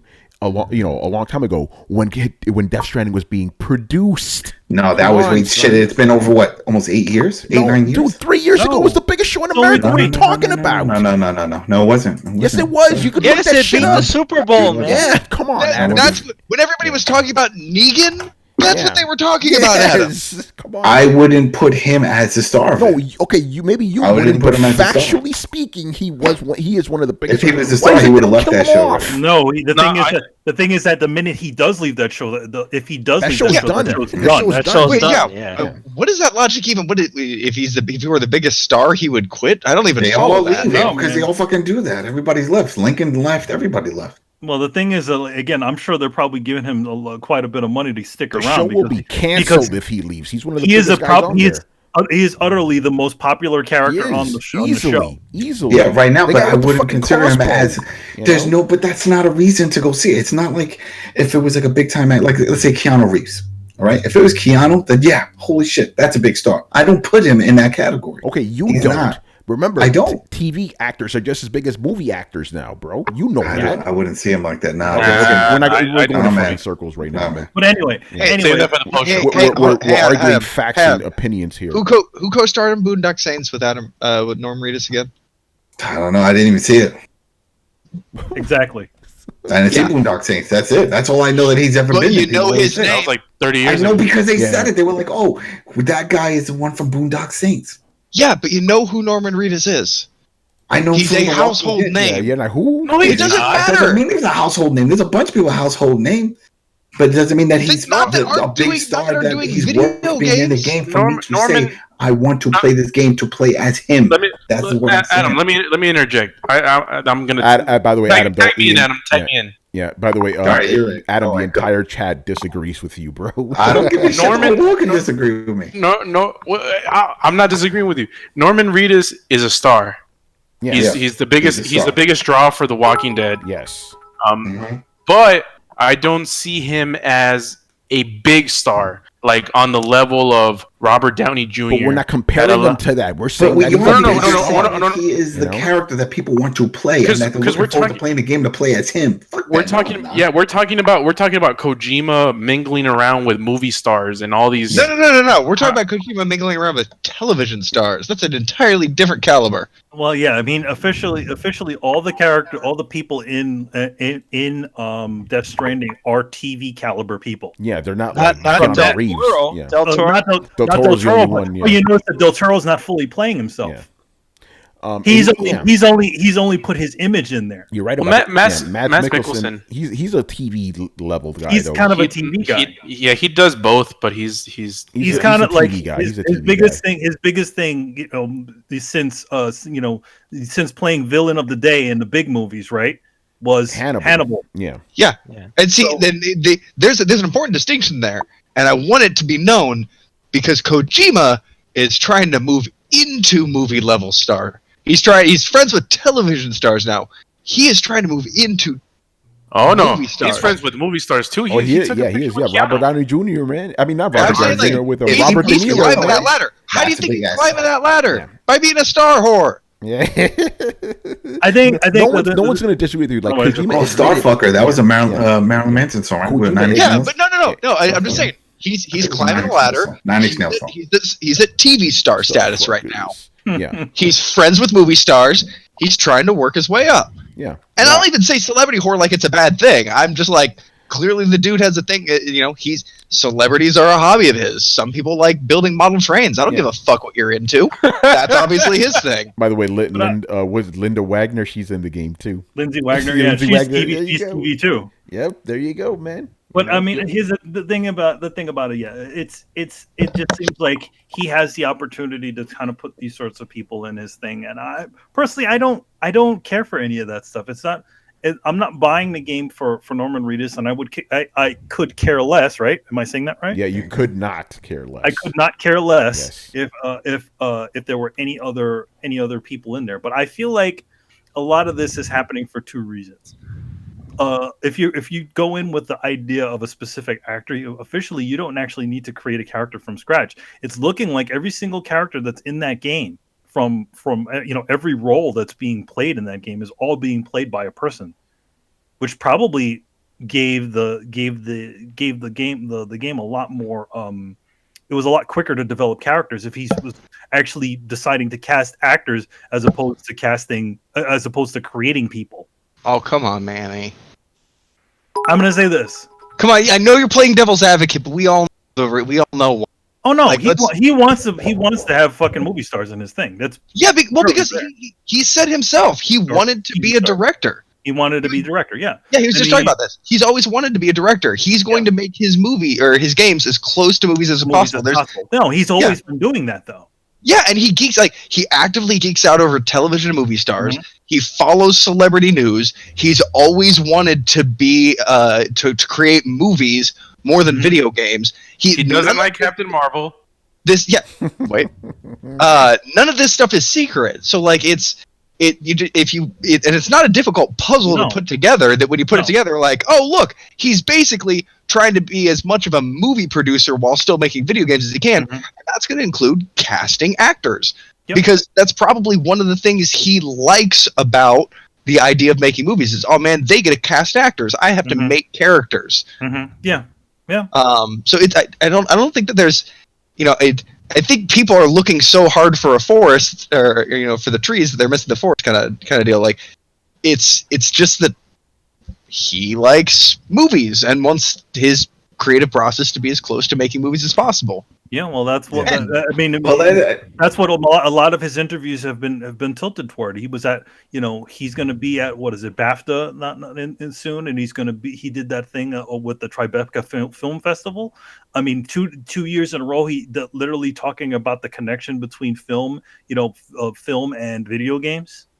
So the point I was trying to make is that I don't think anyone's going to jump into this game like, oh man, I can't wait to play it. I'm going to read it, and those other actors are in this. That's not what they're jumping in for. They're jumping in for this experience and the story. The experience includes being cinematic. The experience includes having well-known actors. They could be anybody. No, Kojima didn't do this because of nepotism or because he wanted it to be fun. As much as he likes actors and would love to just throw them in his game, there is a reason why you would approach somebody who is a known face and put them in a video game instead of when you could very easily alter them or give them a different haircut or make a character based on a fan of them. Then you can do whatever. It's like if it's music. But see, that's the thing. Like, I want your song in my movie. But see, that's the thing. A cinephile actually appreciates recognizing actors in different roles. Your average Joe, when they're watching a movie, they only want to see one person as a character because then they always identify as that character. But a lot of people who are really into movies or really into TV like seeing actors. So you think that Norman Reedus is going to push copies just because he's in it? Yeah. Yeah. With the normies it will. Indirectly. What Kojima is doing is he's recreating that cinematic experience of knowing an actor and seeing them in something else. He's trying to recreate that. I don't buy that, man. I don't buy that. I'll tell you why.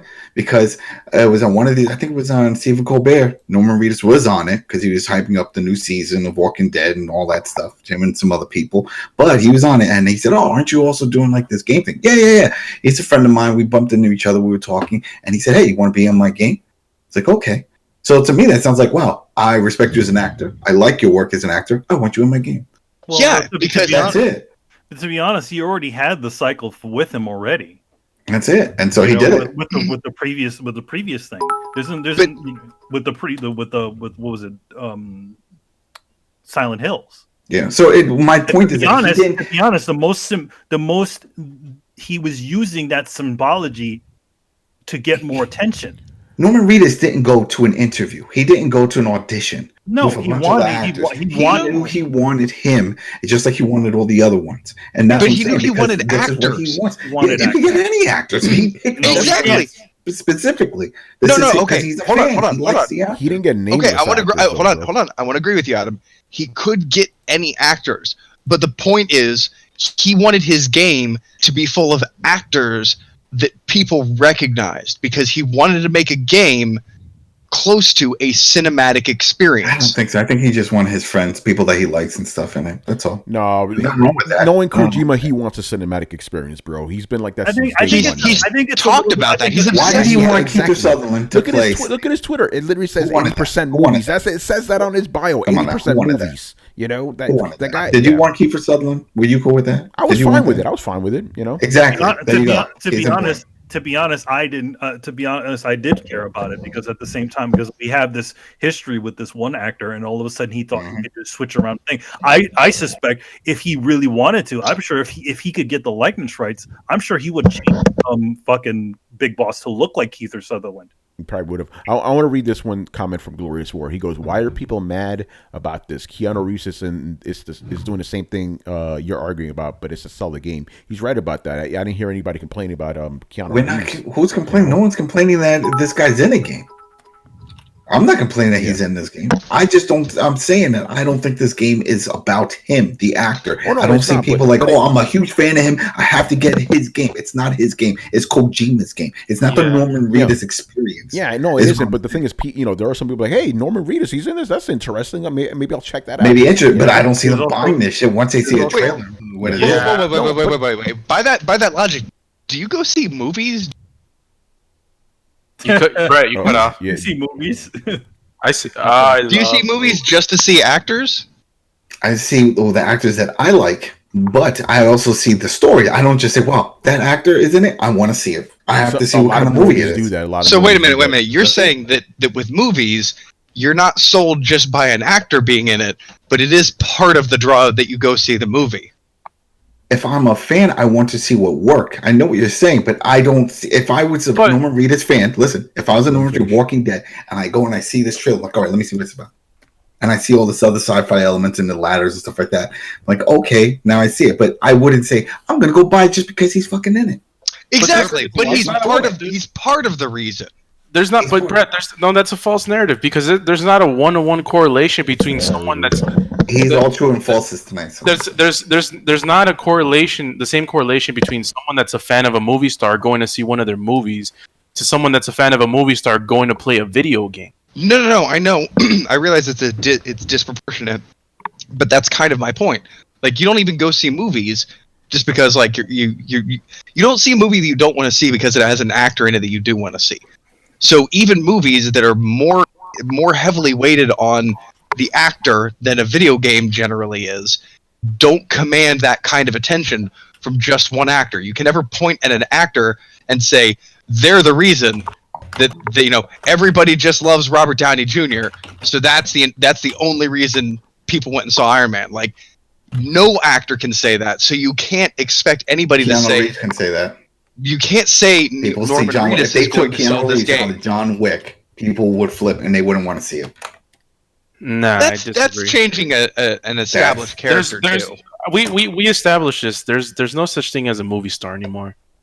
Will Smith just lost $150 million in Gemini Man. Fucking, That's because Will Smith keeps pushing tired ass shit. But yeah, like that, I mean, and fucking Jaden Smith. Nobody wants him except you. Well, like here's going back to the whole Death Stranding thing. If Norman Reedus is the star of it or fucking Tom Cruise is the star of it, it doesn't matter. The game's success financially will always rely on how good the game is. Yeah, it doesn't matter who you put on that poster. It's like a movie, but lesser. Like the movie, exactly. A movie is a more extreme example of the same mechanism. A movie will not win, pass or fail based on who's in it, but it can give it a bump. And it gives it that bump at the very beginning when you're intriguing people, when you're gauging interest. So yeah, like people may look at the game because they heard Norman Reedus is in it and be interested because of the sci-fi and ladder elements. You can't separate them. You can't say Norman Reedus sold this game, and I can't believe I'm saying this. It's not that black and white. You can't say Norman Reedus sells this game or he doesn't. I'll tell you this. He's just a factor in. But the same factor that we see with Norman Reedus. He does, but at the same time, being that these actors are in it, it gets the general public's attention. Yes. Yeah. Yeah. Not as much as what we saw with Keanu Reeves over in Project Renegade, where they had that huge. Well, that's what I'm saying. That's He's a movie actor. That's it. That's what I'm saying. But getting Norman Reedus in there, he's a super mega star. I'm like, no, we're not saying he's a we're not super saying mega that. star. No one's saying that. Why are we even talking about this? That's what I said. All I said was that he was a basic actor. Manny, go ahead. He's a superstar. You put that shit out there, but no one said that. You said that. You were like, "Oh, everybody knows he was on the top we show." just said he's the biggest star on The Walking Dead. We didn't say he was dead, bigger than man. Television star. Yes, we said Television that. We said that from Exactly, the jump. and that's what I'm saying. It's not going to push units. His power is not going to push units. The thing That's is, what I said. it has nothing to do with units. It has all to do with attention. Yes. Yeah, and attention doesn't equal money. Because it involves somebody that you've heard of, son of a bitch. I could be my mom. You call my mom a bitch? You call my mom a bitch? Yo, that's your aunt, son. My mom have to do with this. Holy shit. Anyway, listen. So here's, dude. I'm gonna call my mother. My motherfucker Fanny said some fucked up shit on the internet. Your auntie, man. That's the whole point. That's why you hire somebody that's a little bit more. I get it. Let him finish, Adam.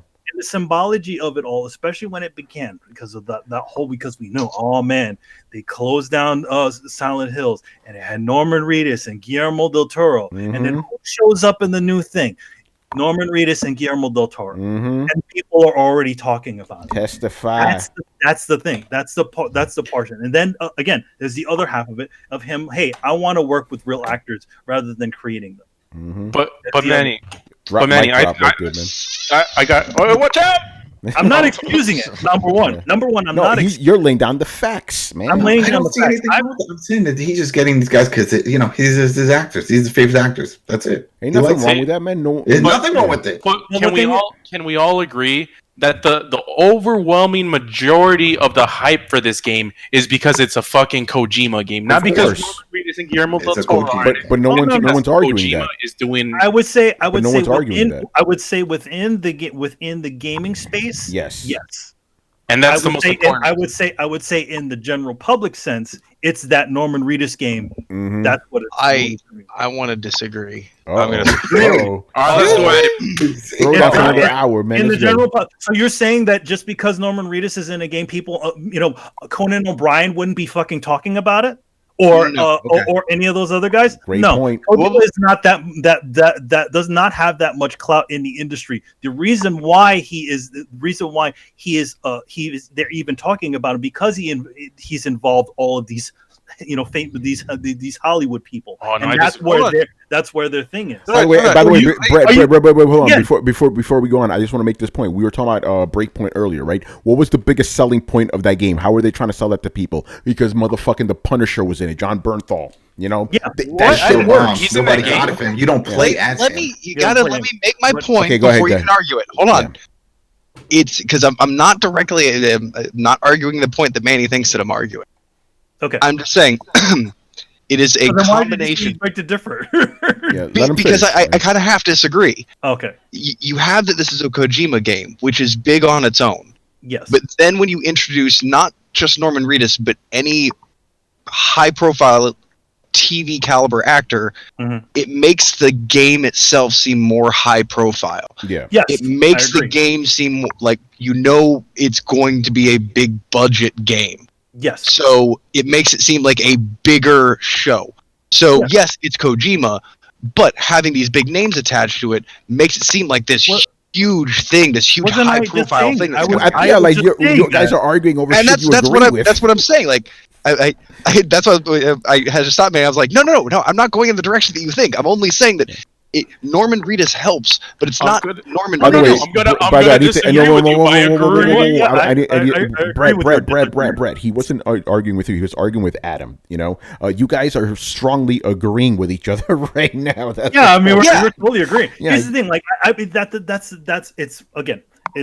these are the levels where it's like for gamers, it's Kojima. For the general public, it's the actors and the directors that are in it, and then in turn, him being involved with those famous directors and famous actors and Conan O'Brien automatically pushes him to another level. But Manny, I'm gonna have to disagree on a quick point that you made. Guilty by association. Hey, if you're just gonna agree with him, I'm gonna punch you. Conan O'Brien has a segment where he plays games all the time. So yes, but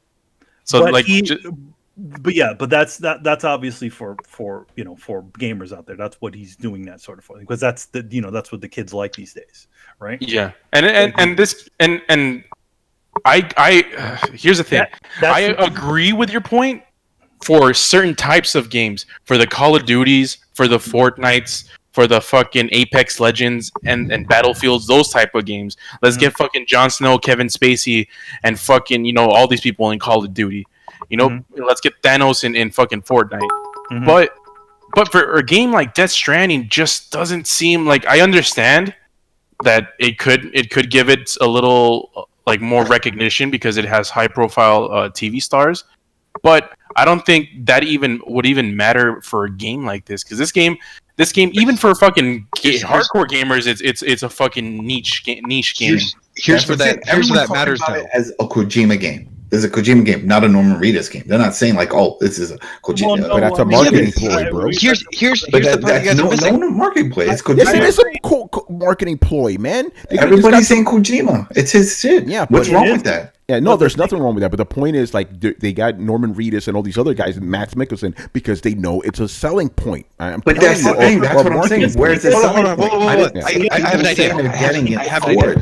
Why are we even arguing about this shit? Well, I'm going to say this. Look at the previous games that Kojima has done, where in other words, he did a game. He did Metal Gear Solid 5. Was he on Conan O'Brien during Metal Gear Solid 5? Was he showing up? No, he wasn't. No, he wasn't. Let's look at that. He did not show up. He must have met Conan at some point. Come on. Number one, because he's doing a game with Norman Reedus. That's why he met him. Game with actors in it. That's why. That's why Hollywood and the general public is giving this weird guy from Japan any sort of attention. Because there are a bunch of people that in the industry that have heard of inside of it, and that's what the general public absorbs. Mm-hmm. But I mean, Reggie Fils-Aimé was on Jimmy Fallon's show, on the Tonight Show. Jimmy Fallon has already installed himself as the nerd, the kind of the nerdy guy. So there's a lot of things on. No Man's Sky was on Jimmy Fallon. Yeah, that's true. Yeah, but Tomb Raider was on fucking Conan. Yeah, but Tomb Raider's a franchise that's been around for 20 years. There was a lot of video games that were on Conan because Conan saw what the other guys are doing and said, "Hey, this is how I can probably communicate to that audience because that's my audience." Yeah, Death Stranding's gonna sell on Troy Baker. You crazy, Barry? I want to read this. Glorious, where it says, "Why do developers have Patrick Stewart as a voice over for games when they could just get any random actor?" You know why? Because it's Patrick Stewart itself. Because it's Patrick Stewart. Yeah. Why was he in Lords of Shadow? Out of all the people, why did they get bored-assed Peter Dinklage? Yeah, exactly. Why put Peter Dinklage in a game? Because people have heard of him. That's why. It has he wasn't even in it. His voice. They got rid of him now. It has nothing to do. It has nothing to do with the actual gamers. Again, once a gamer is already sold on there's already a thing. Once a gamer is already sold on an actual game, they'll be like, okay, I'm going to go with that. Usually, it's not usually people that are in it that sell it, but it's the general public that sees that and be like, oh, hey, Peter Dinklage. Okay. Now, I gotta say, even with that said, you can't tell me that if they released a game tomorrow narrated by Morgan Freeman, you would buy that shit. I'll consider it. Not if it had Fallout 76 on the name. But the thing is that if they said Fallout and the new Fallout game, Morgan Freeman is going to be one of the characters in the game, or automatically people go, oh, hey, what, Morgan Freeman? How'd they get him? Oh no, I wouldn't say that. It becomes. You wouldn't say that because you're not. You are officially not considered the general audience. Old people are from Morgan Freeman. Talk to a young kid about Morgan Freeman. I don't know if he is. We know he is. You know the things about gaming, and so officially these sorts of things don't grab your attention. If an actor, for me, same thing. If a famous actor is in a game, I'm like, hey, whatever. Does the gameplay good? How's the story? What's the multiplayer like? That's the thing that gamers really care about. But this is to get the general general audience talking. Yeah, and not to mention, even him knowing that there's supposedly famous people in his game, right? What did he do? He said, "Oh yeah, I made a really really easy mode for people who are not really gamers to play." Yeah, that's also true. But they did that in God of War, the latest one. Remember? They did that in Metal Gear Solid 4. With the super easy mode, like this is like game No, journalism. this is not like in there, man. like Metal Gear Solid 4. It wasn't. You could play it as a fucking stealth game or as a shoot 'em up, pretty much. And they did that in Devil May Cry. I'm saying, like, literally, they made I only care for the story. Yeah, for people who only care for the story, they literally just made like walk forward mode. You know? Yeah, but I mean, I think you could have done that for any other Metal Gears. But he never did it. But he never did. This time, it's surprise talking about how much he likes cinematic games. He's or cinematic things. He's making a movie that you have the option to play. Yeah. That's pretty much what it is. Kind of. I mean, that's kind of what it is. That's a great way of putting it. It's hilarious. I mean, man. he was already. The thing is that the thing is, again, this just seems like the general evolution of where he was already going. Yeah. Back in Metal Gear Solid 1, even before that, he was wanting to make these sorts of cinematic experiences, but didn't have the means to do it. Now he kind of does. Mm-hmm. It's been his childhood dream. I mean, yeah. The thing that baffles me is the fact that anybody is having trouble understanding that concept. Like, no, dude, he's just a celebrity whore. He always has been. He loves every part of the game. He loves the movies that are made. He loves the playing the part. He loves the mingling with other creative types. Like he wants the Hollywood experience. That's all he's ever wanted since he's been a kid, and you can see it in everything that he's ever made. Like evolution. Here's another thing. Like, okay, on his personal YouTube channel, again, his personal YouTube channel. What is the most other video game companies have things about games, right? They talk about, like, with Tim Schafer, literally you'll play a lot of their old games. They'll have game sessions where a lot of the people are playing other people's games. On Kojima's one, what is he talking about? Film. The movies that he literally had a whole review section of in his two little podcast things, each every the previous one and the current one, talking about the current movies and what things are his favorite ones. Yeah. By the way, I want to quote this exactly. This is his Twitter bio. This is all it says on his bio. Game creator. 70% of my body is made of movies. That's official. Like, the guy's not hiding what he is. So with the exception of Adam, he must be dehydrated as What do you mean an exception? I don't get it. You're proving my point. It's all about him being a fan of movies, and he wants these actors. These are the people he wants. It's not a Norman Reedus game. This is a Kojima game starring his favorite actors. Well, so let's hold on. I want to put this in wrestling terms. In wrestling, what do you mean? I'm not even disagreeing with you guys. What is this, WrestleCast? Yeah, I'm curious, like. Because you'll pardon my ignorance from wrestling here, and I'm going to go way back in the day. But let's say you had a match that was being headlined by Debbie Gibson, Cyndi Lauper. Okay, sure. Wrestling. Come on now. No, they were. Cyndi Lauper was in. Cyndi Lauper was in it. Yeah. Okay. And everybody wanted Debbie Gibson to come in, but she was too busy to do it. You have a high-profile wrestler, right? And they're fighting another high-profile wrestler, but not quite the same caliber. I would get my eras all mixed up, but you get what I'm saying here, right? So let's say is this happening on a wrestling show? Yeah, like this is a thing. Like, everybody's here to see the Undertaker, but they're here to see him face Macho Man Randy Savage, right? That's like saying, okay, yes, it's essentially everybody's here to see the Undertaker. But they're also, Macho Man, he kind of throws a little, he's a little bit more special than the average. Doesn't work because it's already a wrestling show. This is different. This is someone coming from a different world, coming from an acting into gaming. Kind of like when you got Cyndi Lauper in wrestling, or there you go. There you go. But nobody during the first WrestleMania. What was the big difference between any single other thing other than the stage? The stage was because they had Liberace and Mr. T and all these gimmicks. That had all these other people that it was all gimmicks. It was a bunch of gimmicks. Having these people there, in essence, raises the bar. Yes. For the general public. But I guess WrestleMania is not to know. It's like, hey, what is this WrestleMania thing that all these people just decided to show up? And I think that's the what is it that you think I'm saying? Hold on, Manny. By the way, just to put a fine tune, it raises the profile of it. That's raises the profile. Yeah, but that's not what I was saying. you're saying that nobody's going to buy it because of Norman is that people Reedus. are not going to buy this game because of Norman Reedus. They're going to buy it because it's a Kojima game and they want that experience. That's all I said. I'm not doubting that he's in it because he's an actor, but he's not that type of actor. But it would sell less without Norman. All right, we're going to go in circles now. Again, I think we can do it. I think the thing, Adam, I think you're looking at it. You're not just looking at it from one angle. I do think that gamers, again, as a gamer, as a person who plays games, Norman Reedus doesn't sell the games to me. But at the same time, what does that say for the general public? And I think that's what we're talking about here. It's the double factor of this. It's not only something that it's not only Kojima wanting to have these specific people in there. It's also because of the profile that these people have, already raising the bar in the rest of the but all games do. I mean, like we even said before about Kevin Spacey when he was in Call of Duty. No one I know said, "Hey, I got to get Call of Duty Kevin Spacey." But it raised the profile. Fine, it raised the profile. Yes, but it's again, all that you know, everybody in your circle is a gamer. All the people that are playing games are gamers. But the thing is, at the same time, having Kevin Spacey in a thing automatically raises the profile and gets people talking outside of gaming. Does that convert into sales? That's all.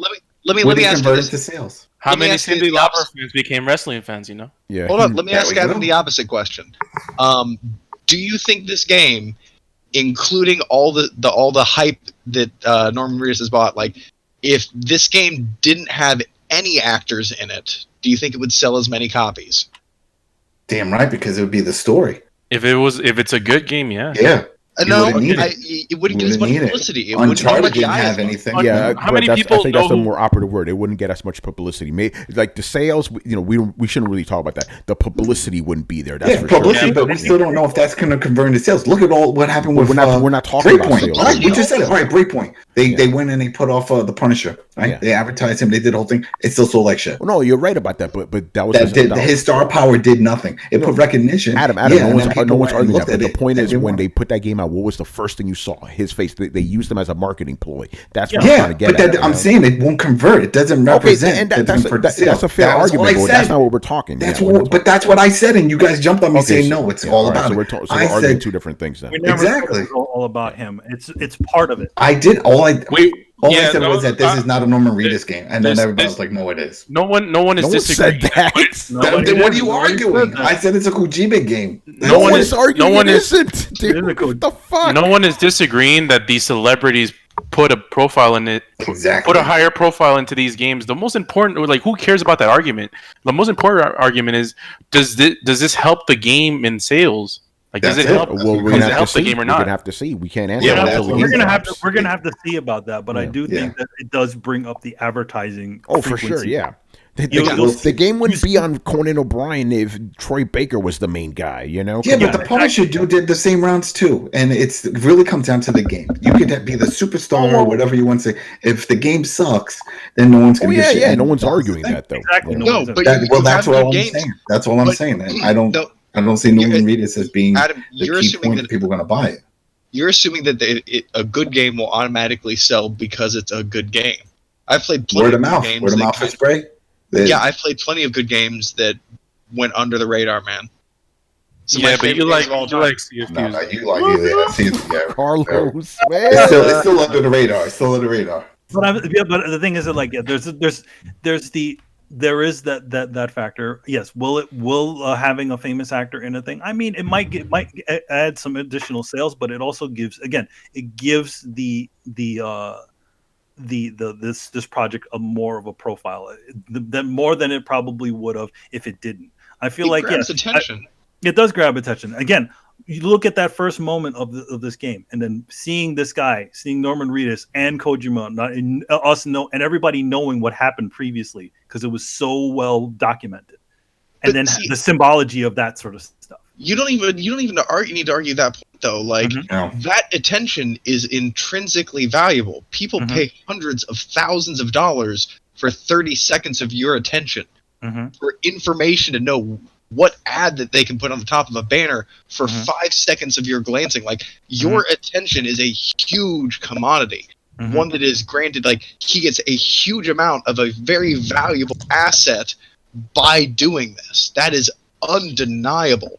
Like I agree that you can't say that. Yeah, okay, so just because something has great advertising doesn't mean it's going to sell, but it's a huge asset, like a gigantic asset. Again, that people pay hundreds of thousands of dollars, if not upwards of millions of dollars, to get the amount of publicity that Kojima has gotten by making this thing high profile. And he's made this thing high profile by including recognizable actors. But is there a direct correlation between advertising and sales? Yeah. Generally speaking, yes. Because Fortnite, like when it blew up, it didn't get advertised. Yeah, there are the exceptions to the rule, but here's the thing: Apex Legends didn't get advertised. People didn't even know that shit existed before it came out. I agree, but here's the thing: if there weren't a direct correlation between advertising and sales, then the advertising industry wouldn't exist. Well, there's different types of advertisement, like car insurance, fucking Aflac. Like those fucking advertisements are more permanent to the major masses than video games are. Video games are mainstream, but there's so many niches in fucking video games.